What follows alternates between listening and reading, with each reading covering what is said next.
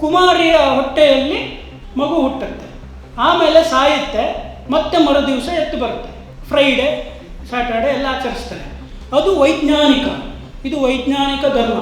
ನಾವು ಯಾವುದೋ ಒಂದು ಜಾಂಡೀಸಿಗೆ ಅದು ಯಾವುದೋ ಪಪ್ಪಾಯ ಎಲ್ಲ ಕುಡಿದ್ವಿ ಅಂದರೆ ಅಯ್ಯೋ ಹಿಂದೂಗಳೆಲ್ಲ ಮೂಡರು ಮೌಢ್ಯ ಅದು ಇದು ಅಂತ.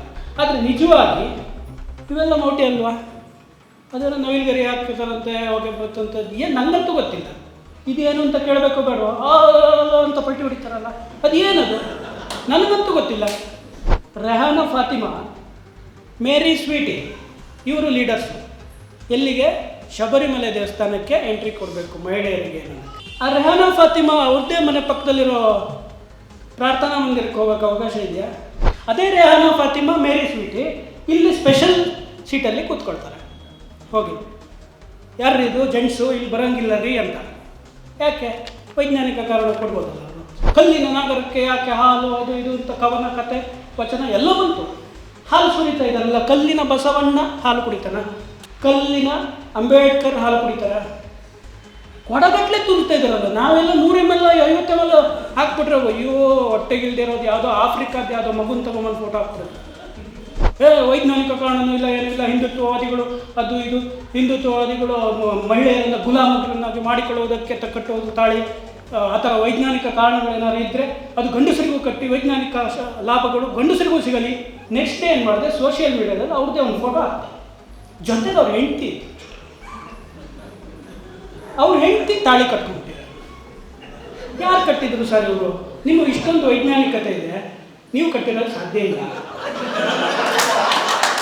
ಹಿಂದೂ ಧರ್ಮದ ನ್ಯೂನತೆಗಳು ಅಂದರೆ ಏನು, ಇದನ್ನು ನಾನು ಯಾವ ರೀತಿ ಪ್ರಸ್ತುತಪಡಿಸ್ಬೋದು, ಏನೇನು ಹೇಳಬೇಕಾಗ್ಬೋದು ಅಂತ ಯೋಚನೆ ಮಾಡಿ ಒಂದು ಸ್ವಲ್ಪ ಪಟ್ಟಿ ಮಾಡೋಕ್ಕೆ ಶುರು ಮಾಡಿದೆ. ಏನೇನು ನ್ಯೂನತೆಗಳಿದೆ ಹಿಂದೂ ಧರ್ಮದಲ್ಲಿ ಅಂದರೆ ನಮ್ಮಲ್ಲಿ ಅಂತ. ಆಗ ನನಗೆ ಗೊತ್ತಾಗಿದ್ದು, ನನಗೆ ಹಿಂದೂ ಧರ್ಮದಲ್ಲಿ ಯಾವುದೇ ನ್ಯೂನತೆ ಕಾಣಿಸಿರೋದೆಲ್ಲಿ ಅಂದರೆ ಹಿಂದೂ ಧರ್ಮೀಯರ ಅಂದರೆ ನಮ್ಮ ದೌರ್ಬಲ್ಯಗಳಿಂದಾಗಿ ಹಿಂದೂ ಧರ್ಮದಲ್ಲಿ ನನಗೆ ನ್ಯೂನತೆ ಕಾಣಿಸ್ತಾ ಇದೆ ಅಂತ ಅನ್ನಿಸ್ತು. ಒಂದು ಭಯ ನಮಗೆ, ಯಾರು ಏನು ಹೇಳ್ಬಿಡ್ತಾರೋ ಅನ್ನೋ ಭಯ. ಮತ್ತೊಂದು ತುಂಬ ಕೀಳರಿಮೆ ನಮಗೆ. ನಾವು ಮಾಡ್ತಾಯಿದ್ದೀವೋ ನಮ್ಮದು ಸರಿ ಅಂತ ಹೇಳ್ಕೊಳ್ಳೋ ಧೈರ್ಯನೇ ಇಲ್ಲ ನಮಗೆ. ಒಂಥರ ಕೀಳರಿಮೆ. ಯಾರೋ ಏನೋ ಹೇಳಿಬಿಟ್ರೆ ಹೌದು ನಾನು ಸರಿ ಇಲ್ಲ ಅನ್ನೋದು. ಇನ್ನೊಂದು ನಮ್ಮಲ್ಲಿ ಪರಸ್ಪರ ಅಸಹಕಾರ. ನಾವು ನೋಡಿರ್ಬೋದು, ಯಾವುದೇ ಒಂದು ಸಭೆ ನಮ್ಮಲ್ಲಿ ಆ ಥರ ಒಗ್ಗಟ್ಟಿಲ್ಲ, ನಮ್ಮಲ್ಲಿಲ್ಲ ಅವರಲ್ಲಿದೆ ಅನ್ನೋದು ಮಾತುಗಳು ಎಲ್ಲ ಸಭೆ ಸಮಾರಂಭಗಳಲ್ಲಿ, ನಮ್ಮ ಗುಂಪುಗಳಲ್ಲಿ, ನಮ್ಮ ಯಾವುದೇ ಒಂದು ಸಂಸ್ಥೆ ಸಂಘ ಎಲ್ಲ ಇದರಲ್ಲೂ ಕಾರ್ಯಕ್ರಮಗಳಲ್ಲಿ ಪರಸ್ಪರ ಮಾತಾಡೋದನ್ನು ನಾವು ಕೇಳಿರ್ತೀವಿ, ನಾವು ಮಾತಾಡಿರ್ತೀವಿ. ಏನಂದರೆ ನಮ್ಮಲ್ಲಿ ಆ ಥರ ಸಹಕಾರ ಇಲ್ಲ ಅಂತ. ಮತ್ತೊಂದು ಅತಿಯಾದ ಕ್ಷಮಾಗುಣ. ಬೇರೆಯವ್ರು ಏನು ಮಾಡಿದ್ರು ಸರಿ, ನಮ್ಮವರೇ ಮಾಡಿದರೆ ಮಾತ್ರ ತಪ್ಪದು. ಅದಕ್ಕೆ ನಾವು ಎಷ್ಟು ಹೋರಾಟ ಮಾಡೋದಕ್ಕೂ ನಾವು ರೆಡಿ ಇರ್ತೀವಿ, ಇವನ್ ನಾನು ಕೂಡ. ಮತ್ತು ಸೈದ್ಧಾಂತಿಕವಾಗಿ ಒಂದು ದುರ್ಬಲತೆ ಇದೆ ನಮ್ಮಲ್ಲಿ.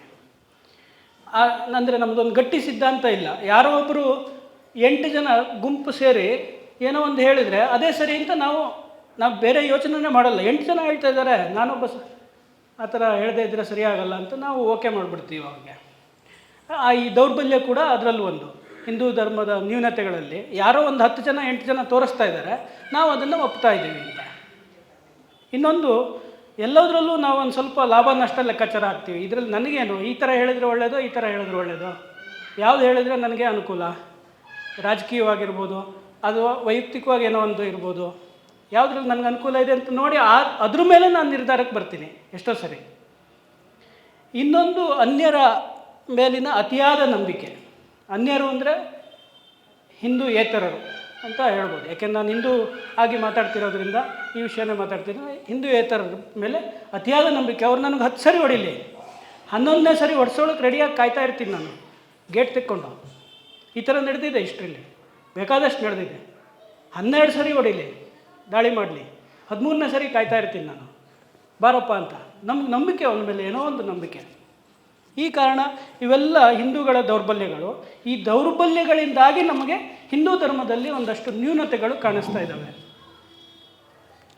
ಮತ್ತು ಒಂದು ಇದಿದೆ ನಮ್ಮಲ್ಲಿ, ಎಲ್ಲವನ್ನೂ ಪ್ರಶ್ನಿಸಬೇಕು ಅಂತ.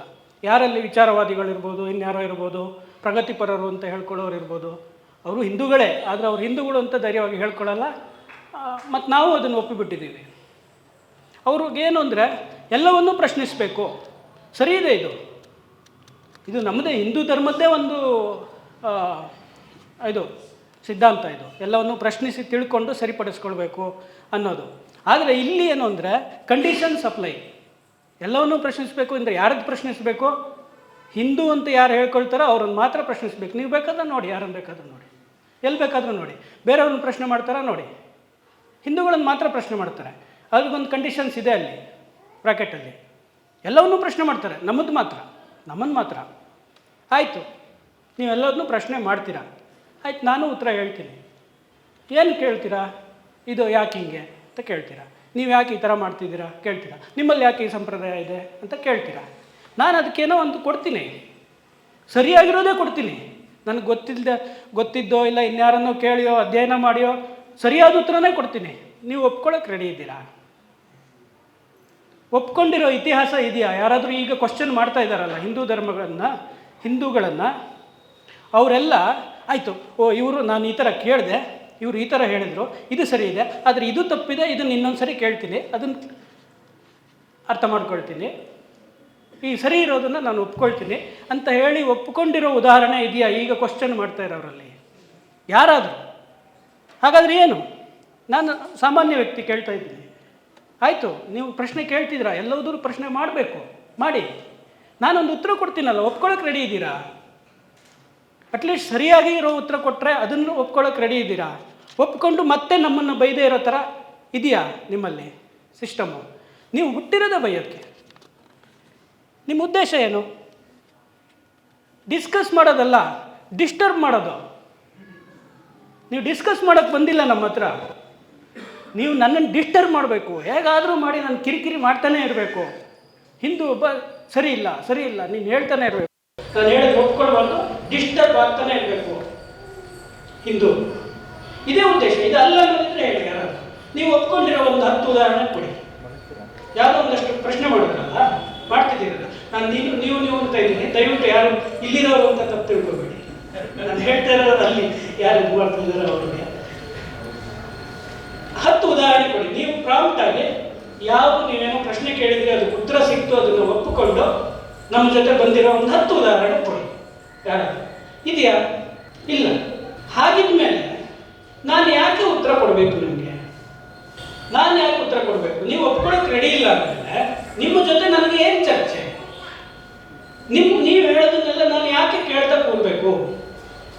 ನನ್ನ ಪ್ರಕಾರ ಆ ಥರದವರಿಗೆ ಉತ್ತರ ಕೊಡ್ತಾ ಕೂರೋ ಅಗತ್ಯನೇ ಇಲ್ಲ. ನಮ್ಗೆ ಬೇಕಾದಷ್ಟು, ಎಷ್ಟು ವರ್ಷ ಇರ್ತೀವಿ? ಈಗಂತೂ 40 ವರ್ಷಕ್ಕೆ 30 ವರ್ಷಕ್ಕೆ ಹಾರ್ಟ್ ಅಟ್ಯಾಕ್ ಸತ್ತೋಗ್ತಾ ಇದ್ದೀವಿ. ನಿಮ್ಗೆ ಉತ್ತರ ಕೊಡ್ತಾ ಕೂತ್ಕೊಂಡ್ರೆ ನಾನು ಬೇಕಾದಷ್ಟಿದೆ, ಬೇರೆ ಕೆಲಸಗಳು ಮಾಡ್ಬೋದು, ಅವಕಾಶ ಇದೆ, ಅದನ್ನು ಮಾಡೋಣ. ನಿಮಗೆ ಉತ್ತರ ಕೊಡೋ ಅಗತ್ಯ ಇಲ್ಲ. ನೀವು ನಿಜವಾಗ್ಲೂ ಪ್ರಾಂಪ್ಟ್ ಆಗಿ ಒಪ್ಕೊಳ್ತಾ ಇದ್ದೀರಾ? ಬನ್ನಿ, ಕೊಡ್ತೀವಿ. ಈಗ ಇನ್ನೊಂದು ಪ್ರಶ್ನೆ ಬರುತ್ತೆ. ಈಗ ನನಗೆ ಸಿಕ್ಕಿರೋ ವಿಷಯ ಏನು ಅಂದರೆ ಹಿಂದೂ ಧರ್ಮದ ನ್ಯೂನತೆಗಳು. ಹಿಂದೂ ಧರ್ಮದ ನ್ಯೂನತೆಗಳು ಅಂತ ಹೇಳಿದ್ರೆ ಅರ್ಥ ಏನು? ಯಾರಿಗೂ ಒಬ್ರಿಗೆ ಕಂಪೇರ್ ಮಾಡ್ತಾ ಇದ್ದೀವಿ ನಾವು. ಹಿಂದೂ ಧರ್ಮದಲ್ಲಿ ನ್ಯೂನತೆ ಇದೆ, ಅಲ್ಲಿರೋ ಥರನೇ ಇದೆ, ಅಥವಾ ಅವರಲ್ಲಿಲ್ಲ ಹಿಂದೂ ಧರ್ಮದಲ್ಲಿರುವ, ಅವರಲ್ಲಿ ಇಲ್ಲದ ಹಿಂದೂ ಧರ್ಮದಲ್ಲಿರುವ ನ್ಯೂನತೆಗಳು ಅಂತನೋ, ಅಥವಾ ಅವರಲ್ಲಿಯೂ ಇರುವ ನಮ್ಮಲ್ಲೂ ಇರುವ ನ್ಯೂನತೆಗಳು ಅಂತನೋ ಏನೋ ಒಂದು ವಿಷಯ ಇದೆ. ಯಾರಿಗೂ ಒಬ್ರಿಗೆ ಕಂಪೇರ್ ಮಾಡ್ಕೊಳ್ತಾ ಇದ್ದೀವಿ ನಾವು. ಯಾರಿಗೆ ಅಂದರೆ ಮುಸ್ಲಿಂ ಅಥವಾ ಕ್ರಿಶ್ಚಿಯನ್ ಅಥವಾ ಇನ್ನೂ ಒಂದೆರಡು ಬೌದ್ಧರು, ಇನ್ನೊಂದು ಕೆಲವರಿಗೆ ಇರ್ಬೋದು. ಮೇಯ್ನ್ ಆಗಿ ಮುಸ್ಲಿಮ್ಸು ಕ್ರಿಶ್ಚಿಯನ್ಗೆ ಕಂಪೇರ್ ಮಾಡಿಕೊಂಡು ನಮ್ಮಲ್ಲಿ ದೌರ್ಬಲ್ಯ ಇದೆ ಅಥವಾ ಅವರಲ್ಲಿರುವಂತೆಯೇ ನಮ್ಮಲ್ಲಿ ದೌರ್ಬಲ್ಯ ಇದೆ ಅನ್ನೋದನ್ನ ನಾನು ಇಲ್ಲಿ ಹೇಳೋಕ್ಕೆ ಬಂದಿದ್ದೀನಿ. ಹೇಳಬೇಕಾ? ಅವ್ರಿಗೆ ನಾವು ಕಂಪೇರ್ ಮಾಡಬೇಕಾ? ಕಂಪೇರ್ ಮಾಡ್ಕೊಳ್ಬೇಕಾ? ಆಯಿತು, ಕಂಪೇರ್ ಮಾಡೋದಾದ್ರೆ ಎಲ್ಲದನ್ನೂ ಕಂಪೇರ್ ಮಾಡೋಣ. ನಿಮ್ಗೆ ಗೊತ್ತಿರ್ಬೋದು, ಹಿಂದೂ ಧರ್ಮಕ್ಕೆ ಅಪ್ಪ ಅಮ್ಮನೇ ಇಲ್ಲ ಅಂತ ಹೇಳ್ತಾರೆ. ಅದನ್ನು ಹೇಳಿ, ಅದು ಸರಿ ಇದೆ ಅಂತ ನಾನು ಹೇಳ್ತೀನಿ. ಎಸ್, ಹಿಂದೂ ಧರ್ಮಕ್ಕೆ ಅಪ್ಪ ಅಮ್ಮ ಇಲ್ಲ. ಆದರೆ ಅವರು ಅದನ್ನು ನಿಂದಿಸುವ ಶೈಲಿಯಲ್ಲಿ ಹೇಳ್ತಾರೆ, ವ್ಯಂಗ್ಯ ಮಾಡುವ ಶೈಲಿಯಲ್ಲಿ ಹೇಳ್ತಾರೆ. ನಿಂದೊಂದು ಧರ್ಮನೇ ಅಲ್ಲ ಅನ್ನೋ ಕಾರಣ ಏನೋ ಒಂದು ಹೇಳೋದಕ್ಕೋಸ್ಕರ, ಆ ಉದ್ದೇಶಕ್ಕೋಸ್ಕರ ಅವರು ಹಿಂದೂ ಧರ್ಮಕ್ಕೆ ಅಪ್ಪ ಅಮ್ಮನೇ ಇಲ್ಲ ಅಂತ ಹೇಳೋದು, ಅಥವಾ ನಮ್ಮನ್ನು ಪ್ರಚೋದಿಸಿ ನಾವು ಅವ್ರ ಮೇಲೆ ಯುದ್ಧ ಕೊಡಬೇಕು, ಅದಕ್ಕೋಸ್ಕರ ಹೇಳೋದು. ಅದು ನಾನು ಹೇಳ್ತೀನಿ, ಹೌದು, ಹಿಂದೂ ಧರ್ಮಕ್ಕೆ ಅಪ್ಪ ಅಮ್ಮ ಇಲ್ಲ. ಈಗ ಇಲ್ಲೊಂದಷ್ಟು ಪಾಯಿಂಟ್ಸ್ಗಳನ್ನು ಹಾಕಿದ್ದೀನಿ. ಇದನ್ನ ನಾನು 3 ಮತ್ತು 4ನೇ ಕ್ಲಾಸ್ವರೆಗೋಸ್ಕರ ಚಿಕ್ಕ ಮಕ್ಕಳಿಗೆ ಹೇಳೋದಕ್ಕೋಸ್ಕರ ಹಾಕಿರೋ ಪಾಯಿಂಟ್ಸ್ಗಳಿದೆ. ಇಸ್ಲಾಂ ಧರ್ಮದ ಸ್ಥಾಪಕರು ಯಾರು? ಬಹುಶಃ 3-4ನೇ ಕ್ಲಾಸ್ ಮಕ್ಕಳಿಗೆ ಗೊತ್ತಿರುತ್ತೆ. ಕ್ರಿಶ್ಚಿಯನ್ ಧರ್ಮ ಸ್ಥಾಪಿಸಲಾಯಿತು ಯಾವಾಗಾಯಿತು? ಯಾರಿಂದ ಸ್ಥಾಪನೆ ಆಯಿತು? ಯಾರ ಮೂಲಕ ಸ್ಥಾಪನೆ ಆಯಿತು? ಬಹುಶಃ ಪ್ರತಿಯೊಂದು ಮಕ್ಕಳಿಗೂ LKG UKG ಹೇಳ್ಕೊಡ್ತಾರೆ. ಹಾಗಾದ್ರೆ ಹಿಂದೂ ಧರ್ಮದ ಸ್ಥಾಪನೆ ಮಾಡಿದವರು ಯಾರು? ಯಾರು ಅಪ್ಪ? ಯಾರು? ನೀವು ಕೇಳ್ತೀರಲ್ಲ, ಇದಕ್ಕೆ ನಾನು ಹೇಳ್ತೀನಿ, ಇದು ಹೇಳಿ. ಇಲ್ಲ, ಅಪ್ಪ ಅಲ್ಲ. ಕ್ರಿಶ್ಚಿಯನ್ ಧರ್ಮ ಯಾವಾಗ ಸ್ಥಾಪನೆ ಆಯಿತು? ಕ್ರಿಶ್ಚಿಯನ್ ಧರ್ಮ ಯಾವಾಗ ಸ್ಥಾಪನೆ ಆಯಿತು? ನಮ್ಗೆ ಬೇರೆ ಎಲ್ಲೂ ಹೇಳಬೇಕಾಗಿಲ್ಲ. ಈ ಕ್ಯಾಲೆಂಡರ್ ನೋಡಿದ್ರೆ ಗೊತ್ತಾಗುತ್ತೆ, ಡೇಟ್ ಹಾಕಿರೋದೆಲ್ಲ ಗೊತ್ತಾಗುತ್ತೆ. ಬೇರೆ ಎಲ್ಲರೂ ಹೇಳೋದು ನಾವು ಲೆಕ್ಕ ಮರಿಬಾರ್ದು ಅಂತಲೇ ನಾವು ಇದನ್ನು ಬಳಸ್ತಾ ಇದ್ದೀವಿ. ಬಹುಶಃ ಇಸ್ಲಾಂ ಧರ್ಮ ಯಾವಾಗ ಪ್ರಾರಂಭವಾಯಿತು? ಬಹುಶಃ ಎಲ್ಲರಿಗೂ ಗೊತ್ತು, ಎಲ್ಲರಿಗೂ ಹೇಳ್ಕೊಟ್ಟಿರ್ತಾರೆ. ಯಾಕೆ? ಕೋಮು ಸೌಹಾರ್ದತೆಗೋಸ್ಕರ ಕಲೀಲೇಬೇಕದನ್ನು. ನಾವು ಕೋಮು ಸೌಹಾರ್ದತೆ ನಮಗೆ ಬಂದಿದೆ, ಕಾಪಾಡ್ಕೊಳ್ಳೋ ಜವಾಬ್ದಾರಿ. ಯಾಕೆ? ಒಂದು ಕೋಮಿಗೆ ಹೊಸ ದೇಶನೇ ಕೊಟ್ಟ ಮೇಲೂ ಅವ್ರನ್ನ ಇಲ್ಲಿ ಉಳಿಸ್ಕೊಂಡಿರೋ ತಪ್ಪಿಗೆ ನಾವೇ ಕೋಮು ಸೌಹಾರ್ದತೆ ಕಾಪಾಡಬೇಕು, ನಮ್ಮ ಜವಾಬ್ದಾರಿ ಅದು. ಈ ರೀತಿ ಒಂದು ಬಂದಿದೆ, ನಮ್ಮೇಲೆ ಹೇಳೋದು ಇವತ್ತಿಗೂ. ಹಾಗಾದರೆ ಹಿಂದೂ ಧರ್ಮ ಯಾವಾಗ ಸ್ಥಾಪಿಸಲ್ಪಟ್ಟಿತ್ತು? ಯಾರು ಹೇಳ್ಬೋದು? ಯಾವುದೇ ವಿದ್ವಾಂಸರು ಕೂಡ ಇವತ್ತಿಗೂ ನಿಖರವಾಗಿ ಎಲ್ಲೂ ಹೇಳಿದ ಉದಾಹರಣೆ ಇಲ್ಲ. ಇಸ್ಲಾಂ ಧರ್ಮದ ಪವಿತ್ರ ಗ್ರಂಥ ಯಾವುದು? ಎಲ್ಲ ಕಡೆ ಧರ್ಮ ಅಂತಲೇ ಬಳಸಿದ್ದೀವಿ, ಯಾಕೆಂದರೆ ನಾವು ಕಂಪೇರ್ ಮಾಡ್ತಾ ಇದ್ದಾರಲ್ವ, ಹಿಂದೂ ಧರ್ಮ, ಇಸ್ಲಾಂ ಧರ್ಮ, ಕ್ರಿಶ್ಚಿಯನ್ ಧರ್ಮ ಅಂತ. ಕ್ರಿಶ್ಚಿಯನ್ ಧರ್ಮೀಯರ ಪವಿತ್ರ ಗ್ರಂಥ ಯಾವುದು? ಎಲ್ಲರಿಗೂ ಗೊತ್ತು. ಹಿಂದೂ ಧರ್ಮದ ಪವಿತ್ರ ಗ್ರಂಥ ಯಾವುದು? ಯಾವುದು? ರಾಮಾಯಣ, ಮಹಾಭಾರತ, ವೇದಗಳು, ಭಗವದ್ಗೀತೆ, ಉಪನಿಷತ್ತು, ಯಾವುದು? ಯಾರಾದರೂ ಹೇಳಿ. ಇಲ್ಲ. ನನಗೆ ಒಂದು ಪವಿತ್ರ, ನಮಗೆಲ್ಲವೂ ಪವಿತ್ರನೇ, ಪವಿತ್ರ ಗ್ರಂಥ ಅಲ್ಲ ಅಂತ ನಾನು ಹೇಳ್ತಿಲ್ಲ. ನಮಗೆ ಇದೇ ಫೈನಲ್ಲು, ಇದನ್ನು ಒಪ್ಪಿಲ್ಲ ಅಂದರೆ ತಲೆ ಕಡಿತೀನಿ ಅಂತ ನಮ್ಮಲ್ಲಿ ಯಾವುದೂ ಇಲ್ಲ. ಇಲ್ಲ, ಇದನ್ನು ಒಪ್ಪಿಲ್ಲ ಅಂದರೆ ನೀನು ಹಿಂದೂ ಅಲ್ಲ ಅಂತ ಹೇಳೋದು ಯಾವುದೂ ಇಲ್ಲ. ಈಗ ಮುಸ್ಲಿಮರಲ್ಲಿ ಈಗ ಎಕ್ಸ್ ಮುಸ್ಲಿಮ್ಸ್ ಅಂತ ಬಂದಿದೆ, ನೀವು ನೋಡಿರ್ಬೋದು. ಎಲ್ಲ ಕೆಲವು ಕಡೆ ಎಲ್ಲ ಪ್ರಚಾರ ಆಗ್ತಾ ಇದೆ, ಬಟ್ ಅದು ಅಷ್ಟು ನಡೆಯಲ್ಲ. ನಮಗೆ ಗೊತ್ತಿರೋ ಹಾಗೆ ಅವರ ರೂಲ್ ಪ್ರಕಾರ ಅದನ್ನು ನಡೆಯೋಕ್ಕೆ ಜಾಸ್ತಿ ದಿವಸ ನಡೆಯೋಕ್ಕೆ ಬಿಡಲ್ಲ. ಆದರೆ ಎಕ್ಸ್ ಮುಸ್ಲಿಮ್ಸ್ ಅಂದರೆ ಏನು ಅಂದರೆ, ಆ ಪವಿತ್ರ ಗ್ರಂಥವನ್ನು ನಂಬದೇ ಇರೋನು ಎಕ್ಸ್ ಮುಸ್ಲಿಮ್. ರಾಮಾಯಣ ನಂಬದೇ ಇರೋನು ಎಕ್ಸ್ ಹಿಂದೂನಾ? ವೇದಗಳು ನನಗೆ ಅಷ್ಟೆಲ್ಲ ಹೇಳಿದ್ರು ನನಗೆ ನಿಜವಾಗ್ಲೂ ಆದರೆ ನಾನು ವೇದ ಓದಿಲ್ಲ, ನಾನು ಎಕ್ಸ್ ಹಿಂದೂನಾ? ಎಕ್ಸ್ ಹಿಂದೂ ಅನ್ನೋದು ಬರಲ್ಲ. ಯಾಕೆಂದರೆ ನಮ್ಮದು ರಿಲಿಜನ್ ಅಲ್ಲ. ಇಸ್ಲಾಂ ಧರ್ಮೀಯರ ದೇವರನ್ನು ಏನು ಅಂತ ಕರೀತಾರೆ? ಯಾವ ಹೆಸರಿಂದ ಕರೀತಾರೆ? ನಾವು ದಿವಸ ಒಂದು 5-6 ಸರಿ ಕೇಳ್ತೀವಿ. ಬೆಳಗ್ಗೆ ನಾವು ಹೇಳೋಕ್ಕೂ ಮುಂಚೆಯಿಂದಲೇ ಕೇಳೋಕ್ಕೆ ಶುರು ಮಾಡ್ತೀವಿ. ಕ್ರಿಶ್ಚಿಯನ್ ಧರ್ಮೀಯರ ದೇವರನ್ನ ಏನಂತ ಹೆಸರು ಕರೀತಾರೆ? ಗೊತ್ತಿದೆ, ಎಲ್ಲರಿಗೂ ಗೊತ್ತಿದೆ. ಹಿಂದೂ ಧರ್ಮದ ದೇವರು ಯಾರು? ಗಣಪತಿ. ಗಣಪತಿ ಹಬ್ಬದ ಟೈಮಲ್ಲಿ ಮಾತ್ರ ಗಣಪತಿ. ಇನ್ನೇನು ದಸರಾ ಬಂತು, ಈಗ ಬೇರೆ ದೇವರು. ಮನೆ ದೇವರು ಬೇರೆ, ಕುಲ ದೇವರು ಬೇರೆ, ಗ್ರಾಮ ದೇವರು ಬೇರೆ, ಒಬ್ಬೊಬ್ಬರಿಗೂ ಬೇರೆ ಬೇರೆ, ಇಷ್ಟ ದೇವರು ಬೇರೆ. ನನ್ನನ್ನು ಯಾಕ್ರಿ ಅವ್ರಿಗೆ ಕಂಪೇರ್ ಮಾಡ್ತೀರಿ? ಕಂಪೇರ್ ಮಾಡೋದು ಮಾಡಿ ಆಯ್ತು, ಕಂಪೇರ್ ಮಾಡಿ ನಿಮ್ಮಲ್ಲಿ ನ್ಯೂನತೆ ಇದೆ ಅವರಲ್ಲಿಲ್ಲ ಅನ್ನೋ ಥರ ಹೇಳ್ತೀರಲ್ಲ, ಇದು ಸರಿನಾ? ಈಗ ಇನ್ನೂ ಒಂದಷ್ಟು ಪ್ರಶ್ನೆಗಳನ್ನು ಕೇಳ್ತೀನಿ. ಇದು ಮಕ್ಕಳಿಗೆ ಕೇಳಿರೋದು. ಮಕ್ಕಳಿಗೆ ಇಸ್ಲಾಂ ಧರ್ಮದ ಪವಿತ್ರ ಸ್ಥಳ ಯಾವುದು? ಎಲ್ಲರಿಗೂ ಗೊತ್ತಿದೆ, ಯಾಕೆಂದರೆ ಅದಕ್ಕೆ ದುಡ್ಡು ಕೊಡೋರೇ ನಾವು. ನಿಜ ಅಲ್ಲ? ಕ್ರಿಶ್ಚಿಯನ್ ಧರ್ಮದ ಪವಿತ್ರ ಸ್ಥಳ ಯಾವುದು? ಗೊತ್ತಿದೆ. ಹಿಂದೂಗಳ ಪವಿತ್ರ ಸ್ಥಳ ಯಾವುದು? ಯಾವ್ದು ಬೇಕಾದರೂ ಹೇಳ್ಬೋದು, ನಮಗೆ 1000 ಇದ್ದಾವೆ. ಬಹುಶಃ ನನ್ನ ಕುಲದೇವರೇ ನನಗೆ ಪವಿತ್ರ ಸ್ಥಳ, ಅಲ್ಲಿಗೆ ನೀನು ತಿರುಪತಿಗೆ ಹೋಗಬೇಡ ಅಂತ ನಮ್ಮೂರಲ್ಲಿ ಹೇಳ್ತಾರೆ. ವೆಂಕಟರಮಣ ಸ್ವಾಮಿದು ನಮ್ಮೂರ ಹತ್ತರಲ್ಲಿ ಒಂದು ದೇವಸ್ಥಾನ ಇದೆ, ಅದು ನಮ್ಮ ಕುಲದೇವರು. ನಾವು ತಿರುಪತಿಗೆ ಹೋಗಬಾರ್ದು ಅಂತಾರೆ. ಕಾರಣ ಏನು ಅಂತ ಕೇಳಿದರೆ, ನಿಮ್ಮ ಕುಲದೇವರು ಇದು ಆ ವೆಂಕಟರಮಣ ಅಲ್ಲ, ಈ ವೆಂಕಟರಮಣ ಅಂತಾರೆ. ಇಲ್ಲಿ ಇಷ್ಟೊಂದು ಇದಿದೆ. ನಾನೇ ಇಲ್ಲೇ ಇದ್ದೀನಿ, ನೀನು ಅಲ್ಲಿಗೆ ಯಾಕೆ ಹೋಗ್ತೀಯಾ ಅಂತ ಕೇಳ್ತಾರೆ ಅಂತ. ಈ ಥರ ಬೇಕಾದಷ್ಟು ನಂಬಿಕೆ ಇದ್ದಾವೆ. ಇಲ್ಲ, ನಾನು ನನ್ನ ಕುಲದೇವ್ರಿಗೂ ವರ್ಷಕ್ಕೆ ಹೋಗದೇ ಇದ್ರು ಯಾರೂ ಏನು ಕೇಳಲ್ಲ. ವರ್ಷಕ್ಕೊಂದ್ಸರಿ ಹೋಗಿಲ್ಲ ಅಂದರೆ ಯಾರೂ ಏನು ಕೇಳಲ್ಲ. ಹಿಂದೂ ಅಲ್ಲ ನಾನು. ಅಯೋಧ್ಯೆ ಆಗ್ಬೋದು, ಕಾಶಿ ಇರ್ಬೋದು, ರಾಮೇಶ್ವರ ಆಗ್ಬೋದು, ನಮ್ಮದೇ ಶೃಂಗೇರಿ ಇದೆ. ಯಾವುದು ನಮಗೊಂದು ಪವಿತ್ರ ಸ್ಥಳ ಇದೇ ಒಂದು ಫೈನಲ್ ಅನ್ನೋದು ಇಲ್ಲ ನಮಗೆ. ಈಗ ಫೈನಲ್ಲಲ್ಲಿ ಅಲ್ಲ ಅನ್ನೋ ಒಬ್ಬರು ದೇವರು ಇಲ್ಲ ಅಂತ ಭಾವಿಸಿದ್ರೆ ಏನಾಗುತ್ತೆ? ಮುಸ್ಲಿಮ್ ಅಲ್ಲ, ನೋ ಮುಸ್ಲಿಮು. ಯಾಕೆಂದ್ರೆ ಇರೋದೇ ಒಂದು ದೇವರು. ಜೀಸಸ್ ಅನ್ನೋನು ಅಂತ ಯಾವುದೋ ಒಂದು ರಿಸರ್ಚ್ ಎಲ್ಲ ಬರುತ್ತೆ, ಏನೋ ಆಯಿತು ಜೀಸಸ್ ಅನ್ನೋದೆಲ್ಲ ಸುಳ್ಳು, ಆ ಥರ ಯಾವುದೋ ವ್ಯಕ್ತಿ ಇರಲಿಲ್ಲ, ಅದೆಲ್ಲ ಯಾರೋ ಒಬ್ಬ ಅಲ್ಲಿರೋ ಕೂತ್ಕೊಂಡು ಕಟ್ಟಿರೋ ಕತೆ ಅಂತ ಎಲ್ಲೋ ಒಂದು ದಿವಸ ಬಂದ್ಬಿಡುತ್ತೆ. ಈ ಥರ ಬೇಕಾದಷ್ಟು ಇತಿಹಾಸಗಳು ಮತ್ತೆ ಸರಿಪಡಿಸಲ್ಪಟ್ಟಿರೋ ಇದ್ದಾವೆ. ಆ ಥರ ಆಗಿಬಿಟ್ಟಾಗ ಜೀಸಸ್ ಅನ್ನೋನು ಇರಲಿಲ್ಲ ಅನ್ನೋದೇ ಫೈನಲ್ ಆಗಿಬಿಟ್ರೆ ಕ್ರಿಶ್ಚಿಯನ್ ಅನ್ನೋರೆಲ್ಲ ಹೋಗ್ತಾರೆ, ಏನಾಗ್ತಾರೆ? ಇಲ್ಲ, ಕ್ರಿಶ್ಚಿಯನ್ ಅನ್ನೋದೇ ಇರೋಲ್ಲ, ಕ್ರಿಶ್ಚಿಯಾನಿಟಿನೇ ಇಲ್ಲ. ಈಗ ನಾವು ರಾಮಾಯಣ ಸುಳ್ಳು, ರಾಮ ಎಲ್ಲ ಸುಳ್ಳು ಈಗಲೇ ಹೇಳ್ತಿದ್ದಾರೆ ತುಂಬ ಜನ. ರಾಮನೇ ಸುಳ್ಳು, ಇಲ್ಲ, ರಾಮಾಯಣ ನಡೆದಿರೋದೇ ಇಲ್ಲ. ಏನಾಗುತ್ತೆ? ಹಿಂದೂ ಇರ್ತಾನೋ ಇಲ್ವೋ? ಮಹಾಭಾರತ ನಡೆದಿದೆ ಸುಳ್ಳು, ಶ್ರೀಕೃಷ್ಣ ಅನ್ನೋದು ಇದ್ದಿದ್ದೇ ಸುಳ್ಳು, ಅದು ಕಟ್ಟು ಕತೆ. ಇವಾಗಲೂ ಎಷ್ಟೋ ಜನ ನಾನೇ ಅದು ಸುಳ್ಳು, ಅದು ಕೆಲವುದು ಕಟ್ಟಿರ್ಬೋದು, ಇನ್ನು ಕೆಲವ್ದು ಬರೆದಿರ್ಬೋದು, ಅದು ಕಾವ್ಯ ಇರ್ಬೋದು, ಅದು ಇತಿಹಾಸನ ಹೌದು ಅಲ್ಲ ನಮಗೂ ಗೊತ್ತಿಲ್ಲ.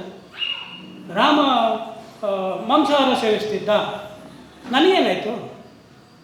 ಮಾಂಸಾಹಾರನಾದರೂ ಸೇವಿಸಲಿ, ಏನಾದ್ರು ಅವನು ಕ್ಷತ್ರಿಯ ಸೇವಿಸಿರ್ಬೋದು ಅಂತೀನಿ. ಏನು ಕಳ್ಕೊಳ್ಳೋದೇನು? ಹಿಂದೂ ಧರ್ಮ ಇರುತ್ತೋ ಇಲ್ವೋ? ಯಾಕಿರುತ್ತೆ ಅಂದರೆ ಅಪ್ಪ ಅಮ್ಮ ಇಲ್ಲ ಅದಕ್ಕೆ. ಅದು ಯಾವತ್ತು ಬೇಕಾದರೂ, ಯಾವತ್ತು ಹುಟ್ಟಿದ್ದು ಅಂತಲೂ ಗೊತ್ತಿಲ್ಲ, ಯಾವತ್ತು ಮುಗಿಯೋದು ಅಂತಲೂ ಇಲ್ಲ. ರಾಮ ಅಲ್ಲ ಅಂದರೆ ಇನ್ನೊಬ್ಬ ಬರ್ತಾನೆ, ಇನ್ನೂ ಯಾರೊಬ್ಬರ ಹೆಸರುಗಳು ಬರ್ತವೆ. ಹೊಸಬ್ರು ಯಾರೊಬ್ಬರನ್ನ ಮೋದಿ ದೇವರು ಅಂತ ಇನ್ನೊಂದು ಸ್ವಲ್ಪ ವರ್ಷದಲ್ಲಿ ಪೂಜೆ ಮಾಡ್ಬೋದು. ಯಾರಿಗೆ ಗೊತ್ತು? ನಮ್ಗೆ ಗೊತ್ತಿಲ್ಲ, ನಾವು ಪೂಜೆ ಮಾಡಲ್ಲ, ನಾನು ಹೇಳ್ತಾ ಇರೋದು. ಆ ಥರ ಯಾರು ಬೇಕಾದ್ರೂ ಆಗ್ಬೋದು. ಅವ್ರು ಮೋದಿನ ಪೂಜೆ ಮಾಡೋನು ಹಿಂದೂ ಅಲ್ವಾ? ಇನ್ನೊಂದು 200 ವರ್ಷ ಹೋದ್ಮೇಲೆ ಯಾರಕ್ಕೂ ಮೋದಿನ ಮಾತ್ರ ಪೂಜೆ ಮಾಡ್ತೀನಿ, ಬೇರೆ ಯಾರನ್ನೂ ಪೂಜೆ ಮಾಡಲ್ಲ ಅಂಥೇಳಿ ಬರೀ ಮೋದಿ ಫೋಟೋ ಇಟ್ಕೊಳ್ಳೋದು, ಮೋದಿದೇ ಹಾರ ಹಾಕ್ಕೊಳ್ಳೋದು, ಮೋದಿ ಏನದು ಯಾತ್ರೆ ಹೋಗೋದು ಅಂತ ಏನೋ ಒಂದು ಶುರು ಆಗುತ್ತೆ ಅಂದ್ಕೊಳ್ಳಿ. ಅವನು ಹಿಂದೂನೂ ಅಲ್ವಾ? ಹಿಂದೂನೇ, ಹೌದು. ಆ ಥರ ಬೇಕಾದಷ್ಟಿದೆ. ವ್ಯಕ್ತಿಗಳನ್ನು ಬರೀ ವ್ಯಕ್ತಿ ಒಬ್ಬನ್ನೇ ಪೂಜೆ ಮಾಡೋ ಹಿಂದೂಗಳು ತುಂಬ ಜನ ಇದ್ದಾರೆ. ನಾನು ಈಗ ಹೇಳ್ತೀನಿ, ಹಿಂದೂ ಮಾತ್ರ ಧರ್ಮ, ಉಳಿದಿರೋದೆಲ್ಲ ರಿಲಿಜನ್. ಇಂಗ್ಲೀಷಲ್ಲಿ ರಿಲಿಜನ್ ಅಂತ ಹಿಂದೂಗಳನ್ನು ಕರೆದ್ಬಿಟ್ರೆ ನಿಮ್ಗೆ ಇಂಗ್ಲೀಷ್ ಗೊತ್ತು, ನೀವು ರಿಲಿಜನ್ ಅಂತೀರಾ. ನಿಮಗೆ ಕನ್ನಡ ಬರೋಲ್ಲ, ರಿಲಿಜನ್ ಅಂತೀರಾ. ನಾನು ಧರ್ಮ ಅಂತೀನಿ. ಧರ್ಮನೇ ಬೇರೆ, ರಿಲಿಜನ್ನೇ ಬೇರೆ ಅಂತೀನಿ. ರಿಲಿಜನ್ಗೆ ಧರ್ಮ ಅಂತ ಡಿಕ್ಷನರಿಯಲ್ಲಿ ಚೇಂಜ್ ಮಾಡಿಬಿಟ್ರೆ, ಬರೀ ಡಿಕ್ಷನರಿಯಲ್ಲಿ ಚೇಂಜ್ ಮಾಡಿಬಿಟ್ರೆ ಏನಾಯಿತು? ಅದರಿಂದ ಏನೂ ಪ್ರಯೋಜನ ಆಗಿಲ್ಲ. ಅದನ್ನು ಡಿಕ್ಷನರಿಯಲ್ಲಿ ರಿಲಿಜನ್ ಈಕ್ವಲ್ಸ್ ಟು ಧರ್ಮ, ಧರ್ಮ ಈಕ್ವಲ್ ಟು ರಿಲಿಜನ್ ಅಂತ ಮಾಡಿ ನಮಗೂ ಅವ್ರಿಗೂ ಯಾಕೆ ಕಂಪೇರ್ ಮಾಡ್ತೀರಿ? ಯಾವುದು ಒಂದೇ ಒಂದು ತೋರಿಸಿದ್ನಲ್ಲ, ಇದು ಎಷ್ಟು 3 ಸ್ಲೈಡಲ್ಲಿ ಎಷ್ಟು 20-30 ಪಾಯಿಂಟ್ಸ್ ತೋರಿಸಿದೆ, ಒಂದರಲ್ಲೂ ಕಂಪ್ಯಾರಿಸನ್ ಮಾಡೋಕ್ಕೆ ಆಗಲ್ಲ, ಕಂಪೇರ್ ಮಾಡೋಕ್ಕೆ ಆಗಲ್ಲ. ಮತ್ತು ಹೆಂಗೆ ನೀವು ಧರ್ಮ ಈಕ್ವಲ್ ಟು ರಿಲಿಜನ್ ಅಂತೀರಿ? ಅದ್ರ ತೂಕನೇ ಬೇರೆ, ಇದ್ರ ತೂಕನೇ ಬೇರೆ. ಇದಕ್ಕೆ ಕಂಪೇರ್ ಮಾಡಬೇಡಿ. ಕಂಪೇರ್ ಮಾಡಿ ನಮ್ಮನ್ನು ಅದಕ್ಕೆ ಕ್ವಶನ್ ಮಾಡಬೇಡಿ. ಇದನ್ನು ಕೋರ್ಟ್ ಕೂಡ ಹೇಳಿದೆ.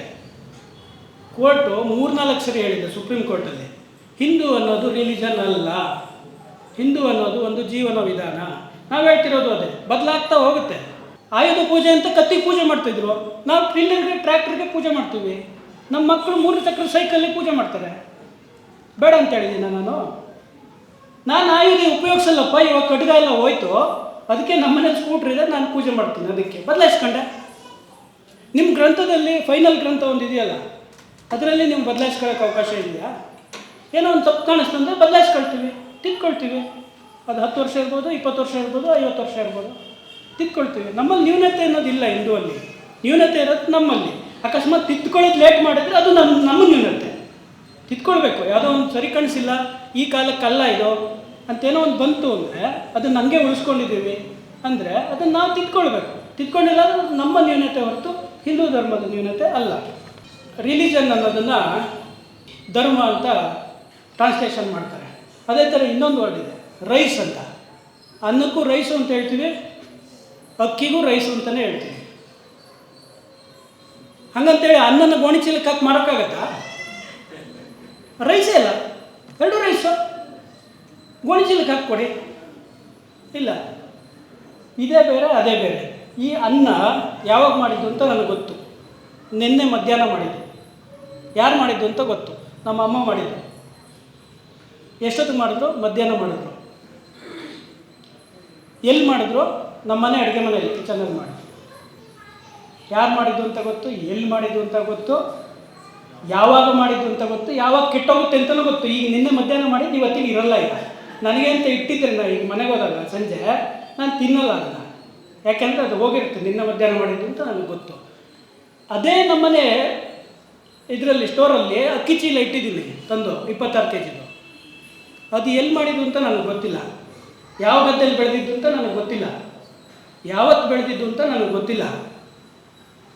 ಯಾವಾಗ ಕೆಟ್ಟೋಗುತ್ತೆ ಅಂತ ಗೊತ್ತಿಲ್ಲ. ಅದು ಧರ್ಮ. ಅದು ಧರ್ಮ.